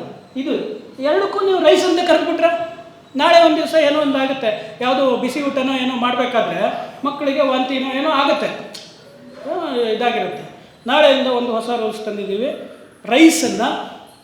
ರೈಸನ್ನು ತಯಾರು ಮಾಡಿ 24 ಗಂಟೆ ಒಳಗೆ ಮಾರತಕ್ಕದ್ದು. ಅದನ್ನು ರೈಸನ್ನು ಪಾತ್ರೆಯಲ್ಲಿ, ಸ್ಟೀಲ್ ಡಬ್ಬಿಯಲ್ಲಿ ಮಾತ್ರ ಮಾರಬೇಕು. ರೈಸನ್ನು ಯಾವಾಗಲೂ ಬಿಸಿಯಾಗಿಯೇ ಮಾರತಕ್ಕದ್ದು ಅಂತ ಗೌರ್ಮೆಂಟ್ ಒಂದು ರೂಲ್ಸ್ ಮಾಡಿದ್ರೆ ನಾನು ಅಕ್ಕಿಗೆ ಅನ್ವಯಿಕೆ ಮಾಡ್ಕೊಳ್ಳೋಕ್ಕಾಗತ್ತಾ? ಅದನ್ನು ಸ್ಟೀಲ್ ಡಬ್ಬಿಲಿ ಬಿಸಿ ಬಿಸಿ ಅಕ್ಕಿ ತಗೊಂಡು ಹೋಗೋಕ್ಕಾಗತ್ತಾ? ಇಲ್ಲ. ಯಾಕಾಗಲ್ಲ ಅಂದರೆ ನೀವು ಹೆಸರು ನಿಮಗೆ ಗೊತ್ತಿಲ್ಲ. ರೈಸು ಬೇರೆ, ಈ ರೈಸ್ ಬೇರೆ ಅಂತ ನಿಮಗೆ ಗೊತ್ತಿಲ್ಲ ಅಂತ ನೀವು ರೈಸು ಅಂತ ಎರಡಕ್ಕೂ ಹೇಳ್ತೀರ ಡಿಕ್ಷನರಿಲಿ. ಆದರೆ ಅದು ಎರಡು ಬೇರೆ ಬೇರೆ. ನೀವು ಎರಡಕ್ಕೂ ಒಂದೇ ರೂಲ್ಸ್ ಕಂಪೇರ್ ಮಾಡಬೇಡಿ. ರಿಲಿಜನ್ಗೆ ಮತ್ತು ಹಿಂದೂ ಧರ್ಮಕ್ಕೆ ಒಂದೇ ರೂಲ್ಸ್ಗಳನ್ನು ಅಪ್ಲೈ ಮಾಡಬೇಡಿ. ಮಾಡೋದು ತಪ್ಪು. ಕಂಪೇರ್ ಕೂಡ ಮಾಡಬೇಡಿ. ಎರಡು ಜನನೇ ತಿನ್ನೋದು, ಅದಕ್ಕೋಸ್ಕರ ಅಕ್ಕಿ ಅನ್ನ ಎರಡು ಒಂದೇ. ಅದೇ ರೀತಿ ರಿಲಿಜನ್ ಇರ್ಬೋದು, ಧರ್ಮದ ಇರ್ಬೋದು, ಎಲ್ಲ ಮನುಷ್ಯರೇ ಮಾಡ್ಕೊಂಡಿರೋದು. ಅಷ್ಟು ಬಿಟ್ಟರೆ ಇನ್ಯಾವ ರೀತಿ ಇಲ್ಲೋ ಅದಕ್ಕೂ ಇದಕ್ಕೂ ಕಂಪೇರ್ ಮಾಡೋಕ್ಕೆ ಹೋಗಬಾರ್ದು. ಇಂಥ ಮೋಸ ಇದೆಯಲ್ಲ, ನಮ್ಮ ಕಣ್ಣಾರೆ ಕಂಡಿದ್ದೀವಿ ಇದನ್ನು. ನಾವೆಲ್ಲರೂ ಒಪ್ಕೊಂಡಿದ್ವಿ, ಹಿಂದೂ ಮುಸ್ಲಿಂ ಕ್ರಿಶ್ಚಿಯನ್ ಎಲ್ಲರೂ ಒಂದೇ. ಮಕ್ಕಳು ಚಡ್ಡಿ ಹಾಕ್ಕೊಂಡು ನಿಂಗೆ ಹೇಳ್ತಾ ಇದ್ವಿ ನಾವು, ಹಿಂದೂ ಮುಸ್ಲಿಂ ಕ್ರಿಶ್ಚಿಯನ್ ಒಂದೇ, ಎಲ್ಲ ಒಂದೇ, ಎಲ್ಲ ಧರ್ಮಗಳು ಒಂದೇ, ಎಲ್ಲ ಧರ್ಮಗಳು ಒಂದೇ, ಎಲ್ಲ ದೇವರು ಒಂದೇ. ಸುಳ್ಳು. ಆದರೂ ನಾವು ಇದನ್ನು ಒಪ್ಕೊಂಡಿದ್ದೀವಲ್ಲ, ಇದೇ ಹಿಂದೂ ಧರ್ಮೀಯರ ನ್ಯೂನತೆ. ಹೌದು ಅಂಥೇಳಿ ನಾವೇ ಹೇಳ್ತೀವಲ್ಲ, ನಾವೇ ಭಾಷಣೆ ಮಾಡ್ತೀವಲ್ಲ, ಇದೇ ನಮ್ಮ ನ್ಯೂನತೆ. ಆಮೇಲೆ ಇನ್ನು ಕೆಲವುದು ವಿಷಯಗಳನ್ನು ಹೇಳ್ತಾರೆ. ಹಿಂದೂ ಧರ್ಮದಲ್ಲಿ ಮಹಿಳೆಯರಿಗೆ ಪೂಜೆ ಮಾಡೋಕ್ಕೆ ಅವಕಾಶ ಇಲ್ಲ, ಅದು ತುಂಬ ಕೆಟ್ಟ ಧರ್ಮ, ಅದು ಇದು ಅಂತ. ನಾನು ಸುಮ್ಮನೆ ಗೂಗಲಲ್ಲಿ ದೇವಸ್ಥಾನದ್ದು ಇಲ್ಲ ಪೂಜೆದು ಹುಡುಕಿದ್ರೆ 90% ಹೆಂಗಸ್ರದ್ದೇ ಬರೋದು ಫೋಟೋಗಳು. ಪೂಜೆ ಮಾಡಲ್ಲ, ಪೂಜೆಗೆ ಅವಕಾಶ ಇಲ್ಲ. ನಾಡಿದ್ದು ದಸರಾ ಬಂದರೆ ಹೆಂಗಸರೇ ಇದು ಮಾಡೋದು, ಗೌರಿ ಗಣಪತಿ ಹಬ್ಬ ಬಂದರೆ ಹೆಂಗಸರದೇ ಇದು. ಗೌರಿ ಅನ್ನೋದು ಗಂಡಸರಿಗೆ ಗೌರಿ ಚಿಂತೆ ಎಲ್ಲ ಹೆಂಗಸರೇ ಮಾಡೋದು. ವ್ರತ ಮಾಡೋದೆಲ್ಲ ಹೆಂಗಸರೇ, ತಂದುಕೊಡೋದೆಲ್ಲ ಗಂಡಸರು ತಂದುಕೊಡ್ತಾರೆ, ಇನ್ನೇನೋ ಡಿಮ್ಯಾಂಡ್ ಇಡ್ತಾರೆ, ಮಾಡ್ತಾಯಿದ್ದಾರೆ. ಆದರೆ ಯಾರೋ ಒಬ್ರು ಕೂತ್ಕೊಂಡು ಎಲ್ಲೋ ಒಂದು ಕಡೆ ಹೇಳ್ತಾರೆ ಅವರಿಗೆ ಪೂಜೆಗೆ ಅವಕಾಶ ಇಲ್ಲ ಅಂತ. ನಾವು ಅದನ್ನು ಹೌದು ಹೌದು ಅಂತೀವಿ. ನಾವೇ ಅದು ಬರಿತೀವಿ, ಪುಸ್ತಕ ಬರಿತೀವಿ, ನಾವೇ ಲೇಖನಗಳನ್ನು ಬರಿತೀವಿ, ನಮಗೆ ಪ್ರಶಸ್ತಿ ಬರುತ್ತೆ. ಬರೀ ಇಷ್ಟಕ್ಕೆ ಇದು. ನಿಜ ಹುಡುಕಿ ಮೊನ್ನೆ ಚಾಮುಂಡಿ ಟೆಂಪಲಲ್ಲಿ 2,000 ರೂಪಾಯಿ ಇಟ್ಟಿದ್ರು ಎಂಟ್ರಿ ಫೀಸು. 2,000 ರೂಪಾಯಿ ಬರೀ ಹೆಂಗಸ್ರೆ, ಲೇಡೀಸೇ. ಗಂಡಸರು ಹೊರಗಡೆ ನಿಂತ್ಕೊಂಡು ಅದೇನೋ ಡ್ರೈ ಫ್ರೂಟ್ಸ್ ಕೊಡ್ತಾ ಇದ್ದಾರೆ ತಿನ್ಕೊಂಡು ಈ ಕಡೆ. ಅಷ್ಟು ರಶ್ಶು. ಲೇಡೀಸೇ, ದೇವರು ಲೇಡೀಸು. ಇವರು ಹೆಂಗಸರಿಗೆ ಅವಕಾಶ ಇಲ್ಲ ಅಂತ ಸುಳ್ಳು ಹೇಳ್ತಾರೆ. ನಾವು ಅದನ್ನು ನಂಬ್ತೀವಿ, ನಾವು ಬರಿತೀವಿ, ನಾವು ಹೇಳ್ತೀವಿ. ಇದು ನಮ್ಮ ದೌರ್ಬಲ್ಯನ, ಹಿಂದೂ ಧರ್ಮದ ದೌರ್ಬಲ್ಯನ. ಇದು ಇನ್ನೊಂದು. ಈಗ ನೀವು ಕಂಪೇರ್ ಮಾಡಿದ್ರಲ್ವಾ, ನಾವು ಕಂಪೇರ್ ಮಾಡಿ ಹೇಳೋಣ. ದೇವಾಲಯಕ್ಕೂ ಮತ್ತು ಒಂದು ಪ್ರಾರ್ಥನಾ ಮಂದಿರಕ್ಕೂ, ಇದು ಪ್ರಾರ್ಥನಾ ಮಂದಿರ ಆಗ್ಬೋದು. ನಾನು ಇಲ್ಲಿ ಇಟ್ಕೊಂಡು ಇವತ್ತು ಪ್ರಾರ್ಥನೆ ಮಾಡೋಕ್ಕಾಗಲ್ಲ. ಈ ಹಾಲು ದೇವಾಲಯನ, ಇದು ದೇವಾಲಯ ಬೇರೆ, ಪ್ರಾರ್ಥನಾ ಮಂದಿರ ಬೇರೆ. ಪ್ರಾರ್ಥನೆ ಮಾಡೋ ಹಾಲ್ ಬೇರೆ. ಈ ಹಾಲನ್ನು ನಾನು ಮಾಡ್ಕೋಬೋದು. ಇನ್ನು 10 ನಿಮಿಷದಲ್ಲಿ ಇದನ್ನು ಒಂದು ಪ್ರಾರ್ಥನಾ ಮಂದಿರ ಅಥವಾ ಪ್ರಾರ್ಥನಾಲಯ ಅಂತ ಮಾಡ್ಕೋಬೋದು. ನಾನು ಇಲ್ಲೇನೋ ಒಂದು ಇಟ್ಟು ನಾನು ಪ್ರಾರ್ಥನೆ ಮಾಡ್ತೀನಿ. ಅದನ್ನು ದೇವಾಲಯಕ್ಕೆ ಹೆಂಗೆ ಹೋಲಿಸ್ತೀರ? ನಾಳೆ ನಾವು ನಮ್ಮ ಮೈಸೂರು ಹತ್ತಿರದಲ್ಲೇ ರೈಲ್ವೆ ಹಳಿ ಪ್ರಾರ್ಥನಾ ಮಂದಿರ ಆಗಿತ್ತು. ರೈಲ್ವೆ ಹಳಿ ಮೇಲೆ ಪ್ರಾರ್ಥನಾ ಮಂದಿರ ಆಗುತ್ತೆ. ಅದು ದೇವಸ್ಥಾನಕ್ಕಾಗತ್ತಾ? ದೇವಸ್ಥಾನ ಅಂತ ಹೇಳ್ಬೋದು ಅದಕ್ಕೆ. ಪ್ರಾರ್ಥನಾ ಮಂದಿರ ಬೇರೆ, ದೇವಾಲಯ ಬೇರೆ. ಪ್ರಾರ್ಥನಾ ಮಂದಿರದಲ್ಲಿ ಎಷ್ಟು ಜನ ಇದ್ದಾರೆ ಮಹಿಳೆಯರು ನೋಡಿ, ಕಂಪೇರ್ ಮಾಡ್ತಾ ಇದ್ದೀನಿ ನಾನು, ನೀವು ಮಾಡ್ತಾ ಒಬ್ಬರಾದ್ರೂ ಕಾಣಿಸ್ತಾರ? ನಮ್ಮನೆ ಪಕ್ಕದಲ್ಲಿರೋದ್ರಲ್ಲೂ ಕಾಣಿಸಲ್ಲ, ಯಾರೂ ಕಾಣಿಸಲ್ಲ. ಆದರೆ ಮೊನ್ನೆ ನಾಗರ ಪಂಚಮಿ ಆಯಿತು, ಎಲ್ಲ ಮಹಿಳೆಯರದೇ. ಅದೇ ಚಾಮುಂಡೇಶ್ವರಿ ದೇವಸ್ಥಾನದ ನೋಡಿ ಫೋಟೋ, ಅದು ರ್ಯಾಂಡಮಾಗಿ ತೆಗೆದಿರೋ ಫೋಟೋ. ಅದು ಯಾರಿದ್ದಾರೆ? ಎಲ್ಲಿ ಎಷ್ಟು ಜನ ಇದ್ದಾರೆ? ಮಹಿಳೆಯರು ಎಷ್ಟಿದ್ದಾರೆ, ಇವರು ಎಷ್ಟಿದ್ದಾರೆ ನೋಡಿ. ಆದರೆ ಇದನ್ನೇ ಇಟ್ಕೊಂಡು ನಮ್ಮನ್ನೇ ಅಯ್ಯೋ ಹೌದಲ್ವಾ ಅದೇನೋ ಹೇಳ್ತಾರೆ. ನಾನು ಹೇಳಿದ್ನಲ್ಲ ಮೊದಲೇ, ನಮ್ಮ ದೌರ್ಬಲ್ಯ ಉಪಯೋಗಿಸ್ಕೊಂಡು ನಮ್ಮನ್ನೇ ಮರಳು ಮಾಡ್ತಿದ್ದಾರೆ. ನಾವು ನಮ್ಮಲ್ಲೇ ದೌರ್ಬಲ್ಯ ಇದೆ ಅಂತ ತಿಳ್ಕೊಂಡು ಕಂಗಾಲಾಗ್ಬಿಟ್ಟಿದ್ವಿ. ನೆಕ್ಸ್ಟ್, ಆದರೆ ಇದನ್ನೆಲ್ಲ ಮಾಡ್ತಿರೋರು ಯಾರು ಅಂತ ನೋಡಿ. ಶಬರಿಮಲೆದು ಒಂದು ಇಶ್ಯೂ ಆಗಿತ್ತು. ಶಬರಿಮಲೆಯಲ್ಲಿ ಮಹಿಳೆಯರಿಗೆ ಬೇರೆ ಎಲ್ಲ ಕಡೆ ಸಿಕ್ಕಿತ್ತು. ಈಗ ನಾನೇ ತೋರಿಸಿದ್ದೆ, ಎಲ್ಲ ಕಡೆನೂ ಮಹಿಳೆಯರಿದ್ದಾರೆ. ಶಬರಿಮಲೆಯಲ್ಲಿ ಒಂದು ಕಡೆ ಇಲ್ಲ, ಎಂಟ್ರಿ ಇಲ್ಲ ಅಂತ ಗೊತ್ತಾಯಿತು. ಅಲ್ಲಿಗೆ ಹೋರಾಟ ಮಾಡಿದ್ದವ್ರು ಯಾರು ನೋಡಿ? ನಮ್ಮ ಮಹಿಳೆಯರಲ್ಲ. ಯಾಕೆಂದರೆ ನಮ್ಮ ಮಹಿಳೆಯರಿಗೆ ಮನೆ ಪೂಜೆ ಮಾಡಿ, ಪಕ್ಕದ ದೇವಸ್ಥಾನ ಪೂಜೆ ಮಾಡಿ, ಅರಳೆಕಟ್ಟೆ ಪೂಜೆ ಮಾಡೋ ಅಷ್ಟೊತ್ತಿಗೆ ಇದಾಗಿರುತ್ತೆ. ಅವರು ಈ ಹೋರಾಟಕ್ಕೆಲ್ಲ ಬರಲ್ಲ. ಹೋರಾಟ ಮಾಡ್ತಿರೋರು ಯಾರು ನೋಡಿ? ರೆಹಾನಾ ಫಾತಿಮಾ, ಮೇರಿ ಸ್ವೀಟಿ, ಇವರು ಲೀಡರ್ಸು. ಎಲ್ಲಿಗೆ? ಶಬರಿಮಲೆ ದೇವಸ್ಥಾನಕ್ಕೆ ಎಂಟ್ರಿ ಕೊಡಬೇಕು ಮಹಿಳೆಯರಿಗೆ. ಕಾರಣ ಏನು? ನಾನು ಹೇಳ್ತೀನಿ, ಎಲ್ಲ ದೇವಸ್ಥಾನಕ್ಕೂ ಮಹಿಳೆಯರಿಗೆ ಪ್ರವೇಶ ಇದೆ, ಶಬರಿಮಲೆಯಲ್ಲಿ ಇಲ್ಲ ಅಂದರೆ ಅದಕ್ಕೆ ಬೇಕಾದಷ್ಟು 10 ಥರ ಕಾರಣ ಕೊಡ್ತೀನಿ ನಾನು. 10 ಥರ ಕಾರಣ ಕೊಡ್ತೀನಿ. ಅಲ್ಲಿದು ವ್ರತದ ಇದಿರ್ಬೋದು, ಅಲ್ಲಿ ದುರ್ಗಮ ಪ್ರದೇಶ ಇರ್ಬೋದು, ಆ ಚಳಿಗಾಲ ಇರ್ಬೋದು, ಇನ್ನೂ ಬೇಕಾದಷ್ಟು 10 ಥರ ಕೊಡ್ತೀನಿ ನಾನು ಅಥೆಂಟಿಕ್ಕಾಗಿ. ಆ ರೆಹಾನಾ ಫಾತಿಮಾ ಅವ್ರದ್ದೇ ಮನೆ ಪಕ್ಕದಲ್ಲಿರೋ ಪ್ರಾರ್ಥನಾ ಮಂದಿರಕ್ಕೆ ಹೋಗೋಕ್ಕೆ ಅವಕಾಶ ಇದೆಯಾ? ಅದಕ್ಕೆ ಕಾರಣ ಏನು? ವೈಜ್ಞಾನಿಕ ಕಾರಣ ಕೊಡಿ. ವೈಜ್ಞಾನಿಕ ಕಾರಣ ಇಲ್ಲ. ಮೇರಿ ಸ್ವೀಟಿಗೆ ಅವರಿಗೆ ಇಲ್ಲಿ ಏನು ಕೆಲಸ? ಇಲ್ಲಿ ಯಾಕೆ? ಆಯಿತು, ಬೇಕಾದಷ್ಟು ಇದೆಲ್ಲ ಜಾಗ ಅವ್ರದ್ರಲ್ಲಿ ತುಂಬ ಇದೆ. ದಲಿತ್ ಕ್ರಿಶ್ಚಿಯನ್ಸ್ ಇದ್ದಾರೆ, ದಲಿತ್ ಕ್ರಿಶ್ಚಿಯನ್ಸ್ ಕಾಲೋನಿಗೆ ಹೋಗಿ ಕೆಲಸ ಮಾಡಲಿ. ಇಲ್ಲಿ ಯಾಕೆ ಬರ್ತಾರೆ? ನಮಗಿದು ಅರ್ಥ ಆಗಬೇಕು. ನಾನು 10 ಕಾರಣ ಕೊಡ್ತೀನಿ ಅಲ್ಲಿ ಯಾಕೆ ಹೋಗಬಾರ್ದು ಅಂತ. ಯಾಕೆ ಅಲ್ಲ, ಈಗ ಹೋಗಲೇಬಾರ್ದು ಅನ್ನೋದು ತಪ್ಪು. ಆದರೆ ಯಾಕೆ ಆ ಥರದೊಂದು ಆಚರಣೆ ಬಂದಿದೆ ಅನ್ನೋದಕ್ಕೆ ನಾನು ವೈಜ್ಞಾನಿಕ ಕಾರಣನೇ ಕೊಡ್ತೀನಿ. 10 ಥರ ಕೊಡ್ತೀನಿ. ಆದರೆ ಈಗ ಇನ್ನೊಂದಿದೆ ನೋಡಿ. ನಾನು ಇವತ್ತು ಬಂದೆ, ಮೆಟ್ರೋದಲ್ಲಿ ಬಂದೆ, ಲೇಡೀಸ್ ಓನ್ಲಿ ಅಂತ ಹಾಕಿದ್ದಾರೆ. ನಾನು ಲಾಸ್ಟ್ ಬುಕ್ ನಾನು ಹತ್ತಿ ಕೂಡಲೇ ಇದು ಲೇಡೀಸ್ದು ಅಂತೇಳಿ ಅದು ಸೆಕ್ಯೂರಿಟಿ ಅವರು ಆ ಕಡೆ ಕಳಿಸಿದ್ರು. ನಾನು ಈಗ 2ನೇ ಬೋಗಿಗೆ ಬಂದೆ. ನಾನು ಯಾಕೆ ಹೋಗ್ಬಾರ್ದಲ್ಲಿ? ಯಾಕೆ? ಒಂದು ರೈಲಲ್ಲಿ ನಮಗೆ ಅವಕಾಶ ಇಲ್ಲ ಪುರುಷರಿಗೆ? ಅಲ್ಲ, ಕಾರಣ ಹೇಳಿ. ನಾನು ಇದಕ್ಕೆ 10 ಕಾರಣ ಕೊಡ್ತೀನಿ, ಇವರು ಇದಕ್ಕೆ 10 ಕಾರಣ ಕೊಡಲಿ. ಲೇಡೀಸ್ ಅನ್ನೋದು ಒಂದು ಬಿಟ್ಟು, ಲೇಡೀಸನ್ನು ಸಪ್ರೇಟ್ ಮಾಡಬೇಕು ಅನ್ನೋದು ಒಂದು ಬಿಟ್ಟು 10 ವೈಜ್ಞಾನಿಕ ಕಾರಣ ಕೊಡಲಿ. ನೋಡೋಣ, ವೈಜ್ಞಾನಿಕ ಕಾರಣ ಕೊಡಲಿ. ಏನೂ ಇಲ್ಲ. ಅವ್ರು ಲೇಡೀಸು, ಅದಕ್ಕೆ ಅವರಲ್ಲಿ ಕೂತ್ಕೋಬೇಕು. ಲೇಡೀಸನ್ನು ಸಪ್ರೇಟಾಗಿ ಕೂರಿಸ್ಬೇಕು, ಲೇಡೀಸಿಗೆ ಫ್ರೀಯಾಗಿ ಅವಕಾಶ ಕೊಡಬೇಕು ಅನ್ನೋದು ಬಿಟ್ಟು, ಲೇಡೀಸ್ ಅನ್ನೋದೊಂದು ಬಿಟ್ಟು ಬೇರೆ ಯಾವುದೂ ಇಲ್ಲ. ಆದರೆ ಇದನ್ನು ಸಾಂವಿಧಾನಿಕವಾಗಿ ಮಾಡ್ತಾ ಇದ್ದಾರೆ. ಕಾರಣ ಅದು ಒಂದೇ ಇರೋದು, ಲೇಡೀಸ್ ಅಂತ ಅಷ್ಟೇ. ಅದೇ ಲೇಡೀಸು ಇಲ್ಲಿ ತುಂಬ ಕಷ್ಟ ಇದೆ, ನೀವು ಹೋಗಬೇಡಿ ಅಂದರೆ ರೆಹಾನಾ ಫಾತಿಮಾ, ಮೇರಿ ಸ್ವೀಟಿ ಬರ್ತಾರೆ. ಅದೇ ರೆಹಾನಾ ಫಾತಿಮಾ, ಮೇರಿ ಸ್ವೀಟಿ ಇಲ್ಲಿ ಸ್ಪೆಷಲ್ ಸೀಟಲ್ಲಿ ಕೂತ್ಕೊಳ್ತಾರೆ. ಹೋಗಿ, ಯಾರು ಇದು ಜೆಂಟ್ಸು ಇಲ್ಲಿ ಬರೋಂಗಿಲ್ಲ ರೀ ಅಂತ. ಯಾಕೆ? ವೈಜ್ಞಾನಿಕ ಕಾರಣ ಕೊಡ್ಬೋದಲ್ಲ ಅವರು. ಯಾಕೆಂದರೆ ಅದಕ್ಕೆ ವೈಜ್ಞಾನಿಕ ಕಾರಣ ಇಲ್ಲ. ಅವ್ರು ಲೇಡೀಸ್ ಅನ್ನೋದಷ್ಟೇ. ಲೇಡೀಸು ಅಬಲೆಯರು ಅಂತ ತೀರ್ಮಾನ ಆಗಿದೆ ಸಂವಿಧಾನದಲ್ಲಿ. ಅಬಲೆಯರು, ಅವರಿಗೆ 2,000 ಕೊಡಬೇಕು, ಅವರು ಅಬಲೆಯರು ಅಂತ. ನಿಜ. ಅವ್ರು ಎಷ್ಟೇ ಶಕ್ತಿವಂತರಾಗಿರಲಿ ಅಬಲೆಯರು. ನಾನು ಎಷ್ಟೇ ಅನಾರೋಗ್ಯ ಪೀಡಿತನಾಗಿರಲಿ ನಾನು ಸಬಲ. ಹೌದು, ಇದು ಸಾಂವಿಧಾನಿಕ, ವೈಜ್ಞಾನಿಕ ಅಲ್ಲ, ಸಾಂವಿಧಾನಿಕವಾಗಿ. ನಿಜ ತಾನೇ ಇದು? ಈ ಥರದ ಒಂದು ಷಡ್ಯಂತ್ರಗಳೇನಿದೆ, ಇದನ್ನು ನಾವು ಯಾವಾಗ ಬಲವಾಗಿ ವಿರೋಧಿಸದೇ ಇರುವುದೇ ನಮ್ಮ ನ್ಯೂನತೆ. ನಾವು ನೇರವಾಗಿ ಹೇಳಬೇಕು, ನೀನು ಕಾರಣ ಕೊಡಪ್ಪ ಇದಕ್ಕೆ, ನೀವು ಕಾರಣ ಕೊಡಿ. ಮತ್ತು ನನಗೆ ಯಾಕೆ ಕಂಪೇರ್ ಮಾಡ್ತೀರಾ? ಹೇಳ್ತಾ ಇಲ್ಲ, ಅದೇ ನಮ್ಮ ನ್ಯೂನತೆ. ಇನ್ನೊಂದು ಜಾತಿ ಪದ್ಧತಿ ಬಗ್ಗೆ ಹೇಳ್ತಾರೆ. ಜಾತಿ ಪದ್ಧತಿ ಯಾಕೆ ಬಂತು? ನಮಗೆಲ್ಲರಿಗೂ ಗೊತ್ತು, ಜಾತಿ ಪದ್ಧತಿ ಬಂದಿರೋದು ಅವರವರ ಕೌಶಲ್ಯ ಆಧಾರಿತ ವೃತ್ತಿಯ ಮೇಲೆ. ನೀವು ಈ ಕೆಲಸ ಮಾಡ್ತಿದ್ದೀರಾ, ಅದಕ್ಕೋಸ್ಕರ ನಿಮಗೆ ಏನೋ ಒಂದು ನಿಮ್ಮದೊಂದೇ ಸಂಸ್ಕೃತಿ ಬೆಳೆಯುತ್ತೆ, ನಿಮ್ಮದೇ ಒಂದು ಆಚರಣೆ ಬೆಳೆಯುತ್ತೆ, ನಿಮ್ಮದೇ ಒಂದು ಫುಡ್ ಹ್ಯಾಬಿಟ್ ಬೆಳೆಯುತ್ತೆ. ಆ ಕಾರಣಕ್ಕೆ ಅವರು ಆ ಒಂದು ಗುಂಪಿಗೆ ಸೇರ್ತಾರೆ. ಆ ಗುಂಪಿಗೆ ಈಗ ಅವ್ರಿಗೆ ಮನೆಗೆ ಸೊಸೆಯಾಗಿ ಬರೋರು ಏನು ಬೇಕು, ಇದೇ ಎಲ್ಲ ವಿಷಯಗಳು ಗೊತ್ತಿರಬೇಕು ಅವ್ರಿಗೆ. ಅದೇ ರೀತಿಯಲ್ಲಿ ಹುಟ್ಟು ಬೆಳೆದಿದ್ರೆ ಈಸಿ ಆಗುತ್ತೆ. ಅದಕ್ಕೆ ಅವರನ್ನೇ ಸೊಸೆಯಾಗಿ ತರ್ತಾರೆ. ಈ ರೀತಿ ಬೆಳ್ಕೊಂಡು ಬಂತದ್ದು. ಇದು ವೈಚಾರಿಕ ಕಾರಣ. ವೈಚಾರಿಕ ಕಾರಣ ಜಾತಿ ಅನ್ನೋದು ಏನು ಹುಟ್ಟೋದಕ್ಕೆ ವೈಚಾರಿಕ ಕಾರಣ ಇದು. ಅವ್ರದ್ದೇ ಒಂದು ಸಂಸ್ಕೃತಿ ಆಚರಣೆ ಬರುತ್ತೆ. ಹಳ್ಳಿಯಲ್ಲಿರೋರಾದರೆ ಬೇರೆ ರೀತಿ, ಸಿಟಿಯಲ್ಲಿರೋರಾದರೆ ಬೇರೆ, ಅವ್ರವ್ರ ಆಚರಣೆಗಳು ಬರ್ತಾ ಹೋಗುತ್ತೆ.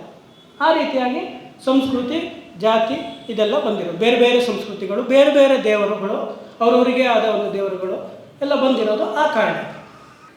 ಹುಟ್ಟುವಾಗ ಎಲ್ಲರೂ ವಿಶ್ವಮಾನವರಾಗೇ ಹುಟ್ಟುತ್ತಾರೆ. ಜಾತಿ ಸರ್ಟಿಫಿಕೇಟನ್ನು ಆಮೇಲೆ ಸರ್ಕಾರ ನಮಗೆ ಕೊಡುತ್ತೆ. ಹೌದಾ? ಹೌದು. ನಾನೇನು ಪುರೋಹಿತರ ಹತ್ರನೋ ಅರ್ಚಕರ ಹತ್ರನೋ ಕೇಳಿದ್ನ ಜಾತಿ ಸರ್ಟಿಫಿಕೇಟು? ಕೊಡ್ತಾ ಇರೋದು ಇವರು. ನೀವು ಯಾಕೆ ಕೊಡ್ತಿದ್ದೀರಿ ನನಗೆ? ಬೇಡ, ನನಗೆ ನನ್ನ ಮನೆಗೆ ಬರಬೇಡಿ ನನ್ನ ಜಾತಿ ಕೇಳಿಕೊಂಡು. ಇನ್ನೆಲ್ಲ ಪೊಲೀಸಿಗೆ ಯಾರೊಬ್ಬರು ಕಂಪ್ಲೇಂಟ್ ಮಾಡಿದರು, ನನಗೆ ಕರೆದ್ರು. ಪೊಲೀಸ್ ಸ್ಟೇಷನ್ಗೆ ಬನ್ನಿ ಸರ್, ನಿಮ್ಮಲ್ಲಿ ಒಂದು ಕೇಸ್ ಇದೆ. ಆಯಿತು ಅಂತ ಹೋದೆ. ಏನು ಸರ್? ಹೌದು, ನೀವೇನೋ ಪ್ರವೀಣ್ ಕುಮಾರು? ಹೌದು. ಏಜು? ಸರ್ 45. ಜಾತಿ? ಜಾತಿ ಯಾಕೆ ಇವ್ರಿಗೆ? ಜಾತಿ ಕಟ್ಕೊಂಡು ಏನು ಹೋಗ್ಬೇಕು? ನಾನು ಜಾತಿ ವಿಷಯದಲ್ಲಿ ಜಗಳ ಆಡಿದ್ದು ಅಲ್ಲ ಆ ಕೇಸಲ್ಲಿ. ಅಲ್ಲ, ಆ ಕೇಸೇ ಜಾತಿ ವಿಷಯದಲ್ಲಿ ಜಗಳ ಆಗಿದ್ದು, ಅಥವಾ ಏನೋ ಜಾತಿ ಏನದು ಬರುತ್ತಲ್ಲ, ಹಾಂ, ಅದರಲ್ಲಿ ಆಗಿದ್ದಿದ್ರೆ ನೀವು ಜಾತಿ ಕೇಳೋದು ಸರಿಯಪ್ಪ. ಜಾತಿ ನಿಂದನೆ ಮಾಡ್ದ, ಇವನಿಂಥ ಮೇಲ್ಜಾತಿಯವನು, ಇವನಿಂಥ ಕೆಳಜಾತಿಯವನು, ಆ ಕಾರಣಕ್ಕೆ ಯಾವ ಜಾತಿಯವನಿಗೆ ಬೈದಿದ್ದು, ಯಾವ ಜಾತಿಯವನು ಬಯಸ್ಕೊಂಡಿದ್ದು ಅನ್ನೋದು ಬೇಕಾಗುತ್ತೆ. ಇದು ಯಾವುದೋ ಬೇರೆ ಕೇಸು. ನಿಮ್ಮ ಜಾತಿ ಯಾಕೆ ನಿಮಗೆ?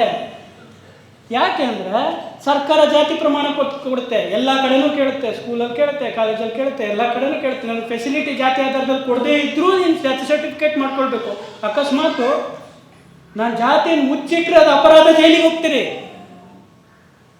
ಅಥವಾ ಜಾತಿಯಲ್ಲಿ ಸುಳ್ಳು ಹೇಳಿದರೆ, ನಾನು ಯಾರೋ ಒಬ್ಬ ಬ್ರಾಹ್ಮಣ ಇರ್ತಾನೆ, ಅವನು ವೃತ್ತಿಯಲ್ಲಿ ಕೃಷಿಕ. ಅಂದರೆ ಜಾತಿ ಏನಾಯಿತು? ನಿಜವಾದ ಜಾತಿ. ಅವನು ಒಕ್ಕಲಿಗ ಅಂತ ಏನಾದ್ರು ಸರ್ಟಿಫಿಕೇಟ್ ತೊಗೊಂಡ್ರೆ ಜೈಲಿಗೆ ಹೋಗ್ತಾನೆ. ಆದರೆ ವೃತ್ತಿಯ ಆಧಾರಿತವಾಗಿ ಲೆಕ್ಕ ಹಾಕಿದರೆ, ಮೂಲ ನಾವೇನು ಜಾತಿ ಅಂತ ಹುಟ್ಟು ಅಂತ ಬಂತು ಅದರ ಆಧಾರದಲ್ಲಿ ಲೆಕ್ಕ ಹಾಕಿದ್ರೆ ಅವನು ಏನಾಗ್ತಾನೆ? ಒಕ್ಕಲಿಗ ಆಗ್ತಾನೆ. ಆದರೆ ನೀವು ಹುಟ್ಟಿದ ಮೇಲೆ ಕೊಡೋದು ಯಾವ ಜಾತಿ? ಅಪ್ಪ ಅಮ್ಮನ ಇದನ್ನು ನೋಡಿ, ಏನು ಹುಟ್ಟಿನ ಆಧಾರದ ಮೇಲೆ ಕೊಡುವ ಸರ್ಟಿಫಿಕೇಟ್. ಆರ್ಮಿಲಿದ್ದಾನೆ, ಅವನು ಕ್ಷತ್ರಿಯ ಅಲ್ಲ, ಅವನು ಒಕ್ಕಲಿಗ.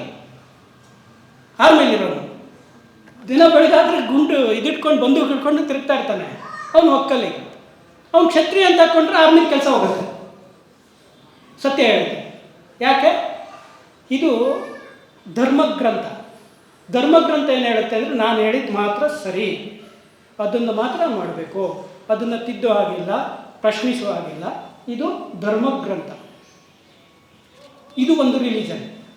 ಇದು ಮುಸ್ಲಿಂ, ಕ್ರಿಶ್ಚಿಯನ್ ಅನ್ನೋ ಥರನೇ ಸಂವಿಧಾನ ಕೂಡ ಒಂದು ರಿಲಿಜನ್. ಸಂವಿಧಾನದ ಅಂಡರಲ್ಲಿ ನಾವು ಒಂದು ರಿಲಿಜನ್ ಇದರಲ್ಲಿ ಬದುಕ್ತಾ ಇದ್ದೀವಿ. ಹಾಗಾಗಿ ನಾವು ಹಿಂದೂ ಅನ್ನೋ ಕಾರಣಕ್ಕೆ ನಾವು ಇದನ್ನು ಪ್ರಶ್ನೆ ಮಾಡ್ತೇವೆ. ರಿಲಿಜನ್ ಪ್ರಶ್ನೆ ಮಾಡ್ಬೋದು, ಆದರೆ ರಿಲಿಜನ್ ಆಗಿ ನಾನು ಇದನ್ನು ಪ್ರಶ್ನೆ ಮಾಡೋಕ್ಕಾಗಲ್ಲ. ಪ್ರಶ್ನೆ ಮಾಡಿದರೆ ಜೈಲಿಗೆ ಹೋಗ್ತೀನಿ, ಕೆಲಸ ಆಗುತ್ತೆ, ವಿಚಾರಣೆ ಆಗುತ್ತೆ. ಈಗ ಇನ್ನೊಂದು ಇದೇ ಜಾತಿ ವಿಷಯಕ್ಕೆ ಸಂಬಂಧಪಟ್ಟ ಹಾಗೆ, ಆ ರೆಹಾನಾ, ಫಾತಿಮಾ, ಸ್ವೀಟಿ ಮೇರಿ ಎಲ್ಲ ಬಂದ್ರಲ್ಲ, ದಲಿತ್ ಕ್ರಿಶ್ಚಿಯನ್ ರ್ಯಾಲಿಗಳು ನಡೀತಾ ಇದ್ದವು, ನಮಗೂ ಸಮಾನತೆ ಕೊಡಿ ಅಂತ. ಇವರೆಲ್ಲೋದ್ರು? ಜಾತಿ ಪದ್ಧತಿ ಇಲ್ಲ ರಿಲಿಜನ್ಗಳಲ್ಲಿ. ಕ್ರಿಶ್ಚಿಯನ್, ಮುಸ್ಲಿಮ್ಸಲ್ಲಿ ಜಾತಿಗಳ ಪದ್ಧತಿ ಇಲ್ಲ, ನಿಮ್ಮಲ್ಲಿ ಮಾತ್ರ ಇರೋದು ಅಂತಾರಲ್ಲ. ಇದೇನದು? ದಲಿತ್ ಕ್ರಿಶ್ಚಿಯನ್ ಅಂದರೆ ಯಾರು?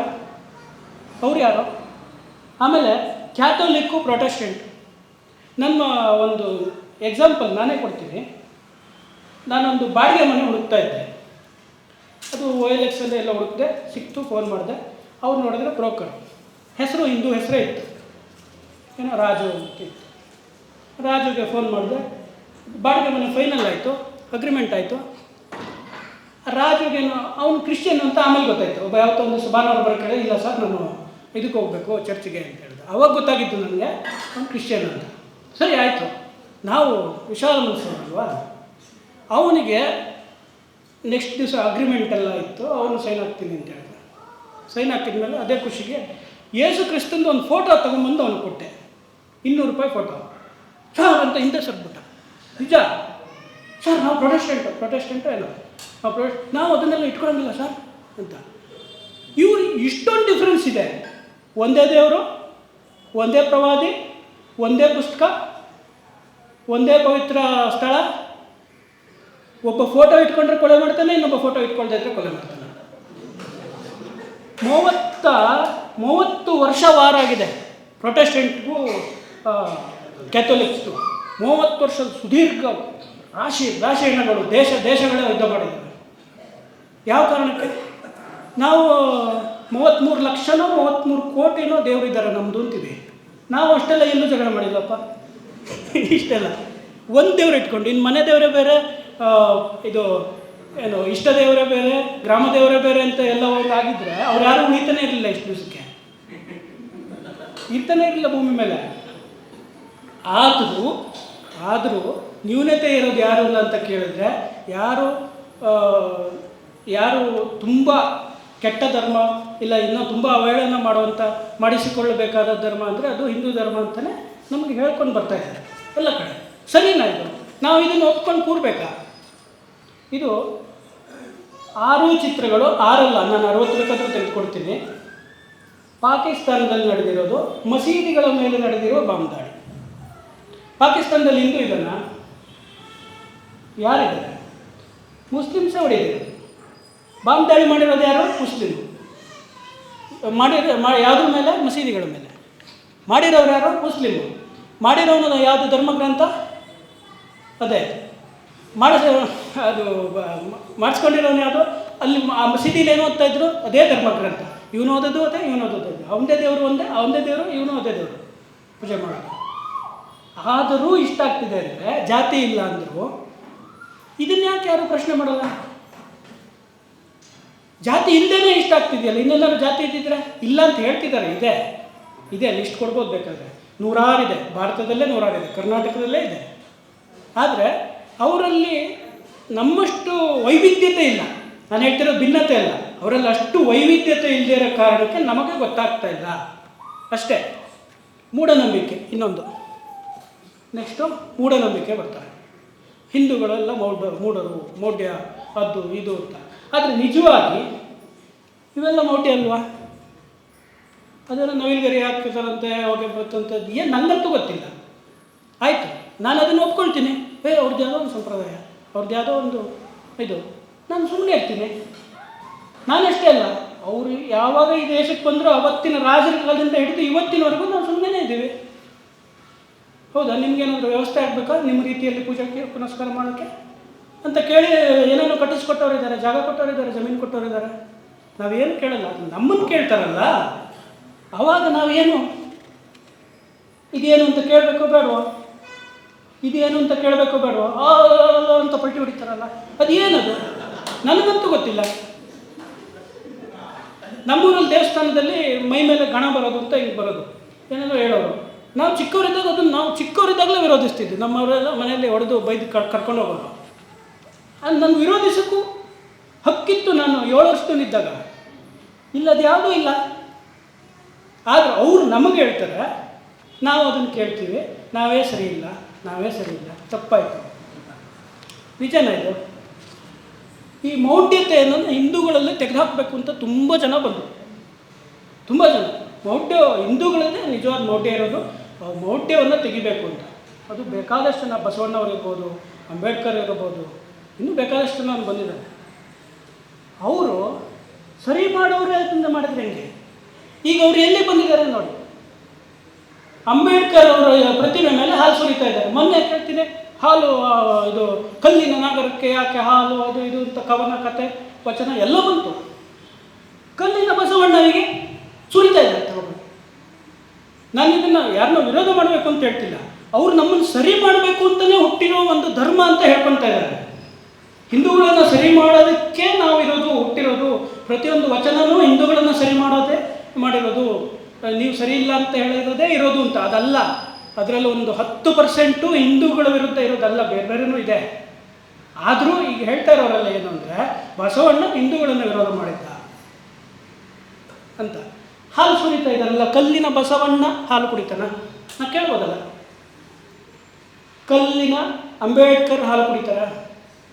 ಕೊಡಗಟ್ಲೆ ತುರಿತಾ ಇದ್ದಾರಲ್ಲ. ನಾವೆಲ್ಲ 100 ml 50 ml ಹಾಕ್ಬಿಟ್ರೆ ಅಯ್ಯೋ ಹೊಟ್ಟೆಗಿಲ್ದಿರೋದು ಯಾವುದೋ ಆಫ್ರಿಕಾದ ಯಾವುದೋ ಮಗುನ ತಗೊಂಬಂದು ಫೋಟೋ ಹಾಕ್ತಾರೆ.